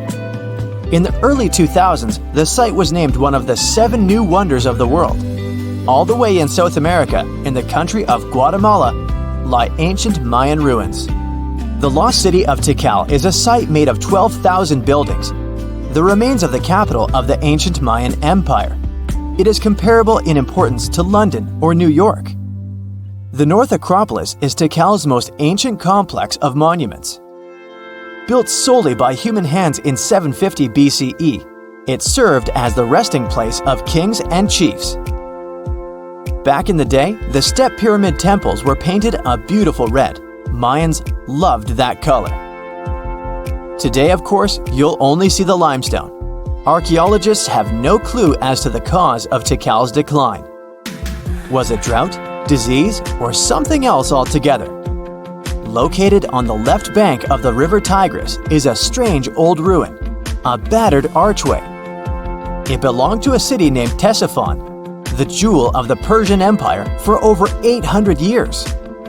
The city hosted an extravagant palace, decorated with a glass mosaic, jewel-adorned carpets, and a lot of marble. What is it with royalty and marble anyway? The arch was part of an imperial palace complex. Until modern times, it was the largest man-made freestanding vault. Notice how there are no pillars sustaining it. The enormous wealth of the city made it a constant target for other empires, until it eventually fell. In the mood for some more Mayan ruins? Chichen Itza is an archaeological site with the best preserved pyramids on Earth. Located in Mexico's Yucatan state, this Mayan city is well over 1,500 years old. At its peak, it was home to 35,000 people. The site has a total of 26 ruins to be uncovered. The highlight here is El Castillo, a tremendous step-like temple standing 80 feet above the ground. Its most peculiar feature is that it has 91 steps up each of its 4 sides, including the upper platform. It makes for 365 steps, the number of days in the solar year. The oldest lost city in this list dates back to the Neolithic period. It was when us, human beings, started farming for the first time, instead of living a fully nomadic lifestyle based on hunting and gathering. Located on Orkney Island off the coast of Scotland is a prehistoric site known as Skara Brae. Thanks to good restoration, the site is very well preserved. You can see prehistoric dwellings with hearths, stone-built furniture, and even primitive toilets. Researchers found runic symbols on the site, which means they could have attempted some form of writing. Ah, Greece. Fancy some feta cheese, anyone? We've arrived at the focal point of archaeological sites, but today we're exploring one in particular, the Colossus of Rhodes. Also known as the Bronze Giant, it used to be one of the 7 wonders of the ancient world, standing in the harbor of the Greek city of Rhodes back in the 3rd century BCE. The Colossus was said to be 105 feet tall. It's believed that the statue was built with the help of 900 camels. Sadly, it only stood for 54 years. A ravaging earthquake tore it to pieces, so visitors would come and see only a giant foot. Now, there is a whole load of nothing where the statue once stood. I think it's safe to say there are a lot of random ruins on walls spread across the globe. And our final visit for the day consists of exactly those. All the way in northern England lies the ruin of Hadrian's Wall. The Roman emperor commissioned the wall in order to separate his empire from Britain's. The original wall was a lot grander than what is left of it today. But still, the ruins are pretty impressive. They consist of a 73-mile structure stretching from one coast to the other. Back in the day, Hadrian's Wall hosted 17 large forts and numerous observation towers to ensure the maximum safety of his empire. The wall fell into oblivion when the Romans left Britain at the start of the 5th century. People began looting it to build churches, farms, and even houses. Today, if you decide to visit the ruins, you'll only see waist-high fragments of stone. But still, pretty neat, huh? If someone finally invents time travel and you hop on a trip to the past, you won't recognize many of the things you know and love today. The Statue of Liberty and the Egyptian pyramids, some basic gadgets like the remote control and your laptop, and even the corn you have for lunch have all changed beyond recognition. When the pyramids were originally built in ancient Egypt and Giza and other places, they didn't look sandy brown at all. All of them were covered with white limestone. If you had seen them under the hot African sun, you'd have to look away. That's how smooth and shiny they were. Builders used around 6 million tons of this material for the Great Pyramid of Giza alone. It's the largest one you can still see on your trip to Egypt. The local rules were quite a thrifty crowd, and they reused some of the casing stones for other construction projects. A massive earthquake in the 14th century has also loosened some of the stones, so you won't see a lot of limestone, but some of it is still there, on top of the Pyramid of Khafre in Giza. It looks like it has a second peak on top of the first. In ancient times, all pyramids used to have capstones called pyramidions, covered in a mix of gold and silver. Most of them have been lost over the centuries, but you can still see a few of them at museums. They show images of Egyptian deities. The pyramids were probably modeled after a sacred pointed stone, the benben. It represented the rays of the sun. Now, lifting heavy rocks wasn't so simple without the tech we have today. I guess you'll agree with me if you helped your friends move at least once, and they made you carry the couch. But those smart Egyptians of the past thought of that and chose the pyramid shape. It lets the weight distribute evenly throughout the whole thing. The Statue of Liberty has also had a major makeover since it was first unveiled in 1886. Believe it or not, it used to be a shiny brown color, just like a penny. 20 years later, it changed its color to green. It wasn't a fashion statement, but a chemical reaction. The statue is covered with hundreds of thin copper sheets. When copper reacts with air, it naturally forms a protective layer called verdigris. This layer protects what's under it from corrosion, and that's why statues and other things made of copper, brass, and bronze can last so long. When Lady Liberty first turned green, people in authority decided it would be a good idea to paint it all over. It was way before social media, so you couldn't just drop an angry comment under the post describing the idea. But they wrote about it in the local newspapers, and the public didn't love the idea. Then the Times interviewed a copper and bronze manufacturer, and he confirmed they shouldn't repaint it, because removing the protective layer would mean destroying the statue. Over the years, people have suggested painting Lady Liberty several times, but no one has ever done it. I don't know about you, but I can't imagine that lady in any other color, so I guess it's for the better. You love bananas as much as I do? Next time you enjoy a juicy soft one, remember you gotta thank selective breeding for that texture. The original wild bananas had many large, hard seeds and not so much delicious pulp. And hey, who doesn't like a sugary watermelon? It has a history of over 5,000 years, and it used to have bitter, yellowish white flesh and was really tricky to open. Selective breeding saved the day again, and watermelons got way sweeter. Japanese scientists went further and invented the seedless version. Corn's grandmother is a Mexican grass called teosinte. The kernels in this grass were small and hard to get. Farmers from many thousands of years ago saved the seeds only of those plants that were larger or tastier, or with kernels that were easier to grind. Thanks, my friends, for giving us the corn that's edible and even delicious. And just imagine, wild avocados were so small that they could easily fit in the palm of your hand. The pit in them was so large you wouldn't find much edible material inside. They also had a much harder shell than the ones we're used to. You probably wouldn't get a lot of work done without your beloved computer today, but I can't tell you exactly whom to thank for this invention. The ABC from 1942 is one of the contendants for the title of the first computer.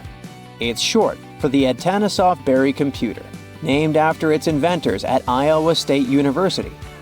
The ABC weighed over 700 pounds. Yep, yours must be way lighter than that.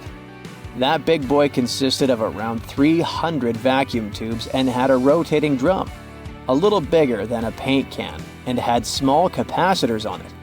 A capacitor is a gadget that can store an electric charge, like a battery.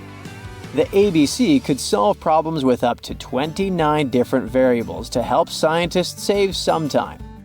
Like modern computers, it used binary digits, ones and zeros, to represent all numbers and data. Because of that, it was possible to do the calculations electronically. And now, my favorite part, the ABC finished one operation about every 15 seconds. Just for you to compare, it's millions of operations per second now. Unlike the tech we use today, the ABC did not have a changeable stored program, so the program could only do a single task at a time. An operator had to write down the intermediate answer and then dial that back into the computer. Sounds like another reason to be happy we live in the 21st century. That remote control you use for all sorts of appliances has gone a long way too. Nikola Tesla, who gave us alternating current, designed one of the first wireless remote controls back in 1898. He named his invention teleautomation and demonstrated it on a miniature boat controlled by radio waves. The boat had a little metal antenna attached to it. Tesla sent signals to the boat using a box with a lever and a telegraph key, which was his version of a remote control. Those signals set electrical contacts on the boat into motion and moved the rudder and the propeller, and Tesla was controlling the boat.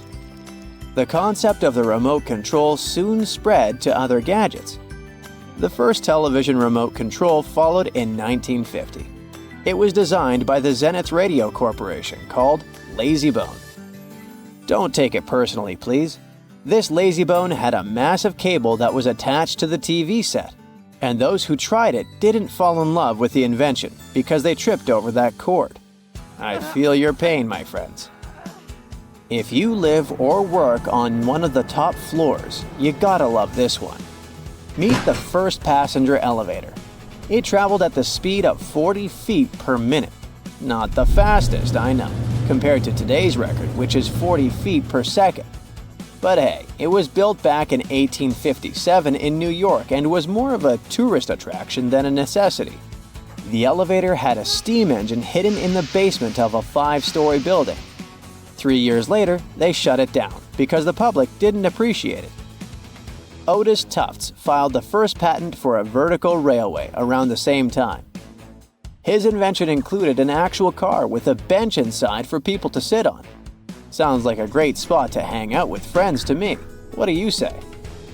Then they started adding elevators to luxurious hotels around the world. They were entire rooms with a rich design, upholstered seats and mirrors on the walls, and sometimes even a small chandelier. There was an obligatory operator who'd close the door and the car would start its super slow ascent. It was still more about style than about speed, so I guess I'd choose the stairs. No matter what happens, don't stop! We almost got it! 2 treasure seekers are digging frozen ground in a cornfield at night. It's raining hard, lightning is flashing, but these 2 guys keep working. And now the shovel hits something solid.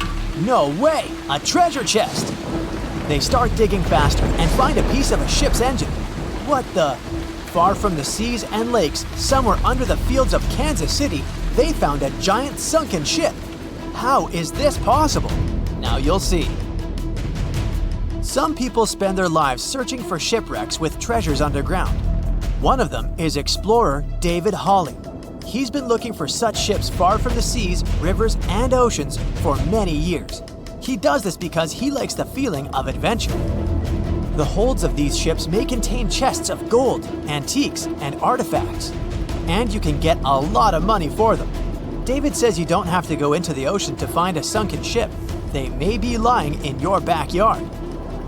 But why do ships end up buried underground among fields, farms, and plains? Let's find out using the example of steamboat Great White Arabia. According to old records, the newspaper clippings, this ship had been carrying about 200 tons of treasure before it sank in 1856. Many rumors and local legends said the ship was lying underground a few miles northeast of Kansas City. It was there because people deliberately altered the riverbed and channels of the Missouri River in the second half of the 19th century. They artificially brought the shores closer to each other. They narrowed the river to increase the flow's speed, so boats could sail much faster. In the 19th century, steamboats were the most popular means of transporting passengers and goods. Before railroads, they extended the western border across the Mississippi and Missouri rivers and brought supplies to people. That's why it was so important to increase the speed of their movement. So, on September 5, 1856, Arabia was sailing along such an estuary. It came across a snag sticking out of the water. A piece of log quickly flooded the ship. Fortunately, all passengers were evacuated. But the steamer and its precious cargo reached the silt bottom of the Missouri River in a few minutes. Several years had passed. Everyone forgot about the vessel. During this time, the course of the Missouri River had changed. But Arabia remained under the wet, muddy bottom. The soil level above it was getting higher, and the ground was losing moisture. Eventually, many decades later, a cornfield formed above the sunken ship. In the 1980s, one farmer owned this area, and he had no idea what was hidden in his territory. David Hawley carefully studied the history of the sunken ships of the USA. He knew that hundreds of steamers had gone underwater all over Missouri, but most of all, he was interested in Arabia, as there were rumors that it was filled with gold and other valuable things. The territory of cornfields in Kansas was vast, but David Hawley knew how to search properly. In 1987, he started working. First, together with his brother and father, they collected all the clippings from old newspapers they could find. They were looking not only for information about the steamer, but also for maps of the Missouri River.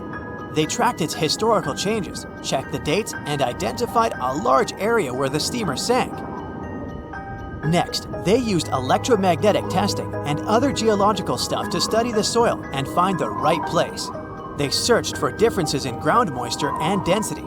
Then, they went through the territory with powerful metal detectors. And so, by the fall of 1988, they had determined the location of the steamer. Arabia was the size of a football field. This gigantic vessel lay 45 feet underground, 4 stories down. But before they started excavating, they had to ask the owner of the cornfield for permission. For the farmer, this news was a big surprise. He agreed on the condition that the excavations would be completed by spring so that he could sow a new crop. Digging a giant ship in winter is much more difficult and expensive than at other times. It includes additional equipment, electricity, and heating costs. The team worked day and night. They financed the excavations out of their own pocket. Each invested more than $10,000 and took out a bank loan. Finally, they noticed the first details of the ship. The shovels hit the huge engine boilers and the deck. The goal had been achieved. Most of the cargo lying inside the sunken ships is covered with rust, shells, mud, and is badly damaged. The contents of Arabia were in excellent condition, considering that the ship had sunk 130 years prior. Unfortunately, they didn't find the chests of gold. Still, they got several tons of other valuable cargo, household items of people who lived in the middle of the 19th century. It was a time capsule. The ship was carrying supplies for hundreds and thousands of people, and all these things were perfectly preserved. For example, they could clearly see the brand stamp, Goodyear Rubber Company on one rubber shoe. The longer the excavations continued, the more things David and his team found. In the barrels, they found plates from the 19th century. They were intact and usable. Also, there were clean clothes, thousands of pairs of shoes, harpoons, frying pans, and umbrellas. The ship was carrying cargo to supply about 16 small towns. Yes, it's not gold, but such artifacts are also precious. The contents of the ship could be worth millions. However, the crew wasn't going to sell these things. They made a museum on the site of a former fruit market in Kansas City. If you go there, you will immediately feel like you're in a department store of the 19th century. There are thousands of items in good condition. Even the matches here are dry enough to light up. It took David many years to present the entire collection from the steamship. He values each of the items and doesn't want to sell them. Anyone can come here, pay for a ticket, and find themselves in the past. Who knows, maybe there's an old ship hidden in your backyard too. Geologists found an older vessel in the hot desert of Namibia in 2008. This ship sailed back in the days when pirates scared sailors on the seas, and now it's inside a dried-up lagoon. The ship sailed from Lisbon in 1533 and disappeared with the crew near a small diamond mining town. After almost 500 years, the hull had been badly damaged. Only the carcass of the ship remained, but the treasure hidden inside the vessel stayed intact. They carefully studied the boat for a long time, trying not to ruin anything. And then, 5 days later, they found a big old chest in the hold. Carefully opening it, they found gold coins there. Thus, the cost of the ship was estimated at about $10 million. The exact cause of the shipwreck is unknown, but experts believe the ship was destroyed by heavy cargo and bad weather. It went to the bottom of a lagoon that later became a desert. Some find an airplane in their backyard, others discover a ship, and one man found a passage to an ancient secret city in his house. This happened in Turkey in 1963. The owners of the building decided to make repairs. He went to his basement and knocked down the wall to turn this place into a living room. And so, behind one wall, he found a tunnel leading underground. The man thought it was some kind of a secret chamber. He went down there and realized it was something much more than that. It was an ancient city 18 floors deep. People built it in the years 780 to 1180 as a refuge from weather disasters and the invasion of enemies. This place also includes many underground tunnels that stretch for several miles in different directions. People could get to the town from different points using secret passages leading to these roads. The city can accommodate about 20,000 residents, livestock, and tons of food supplies. Archaeologists have also found a chapel, schools, stables, and public kitchens there.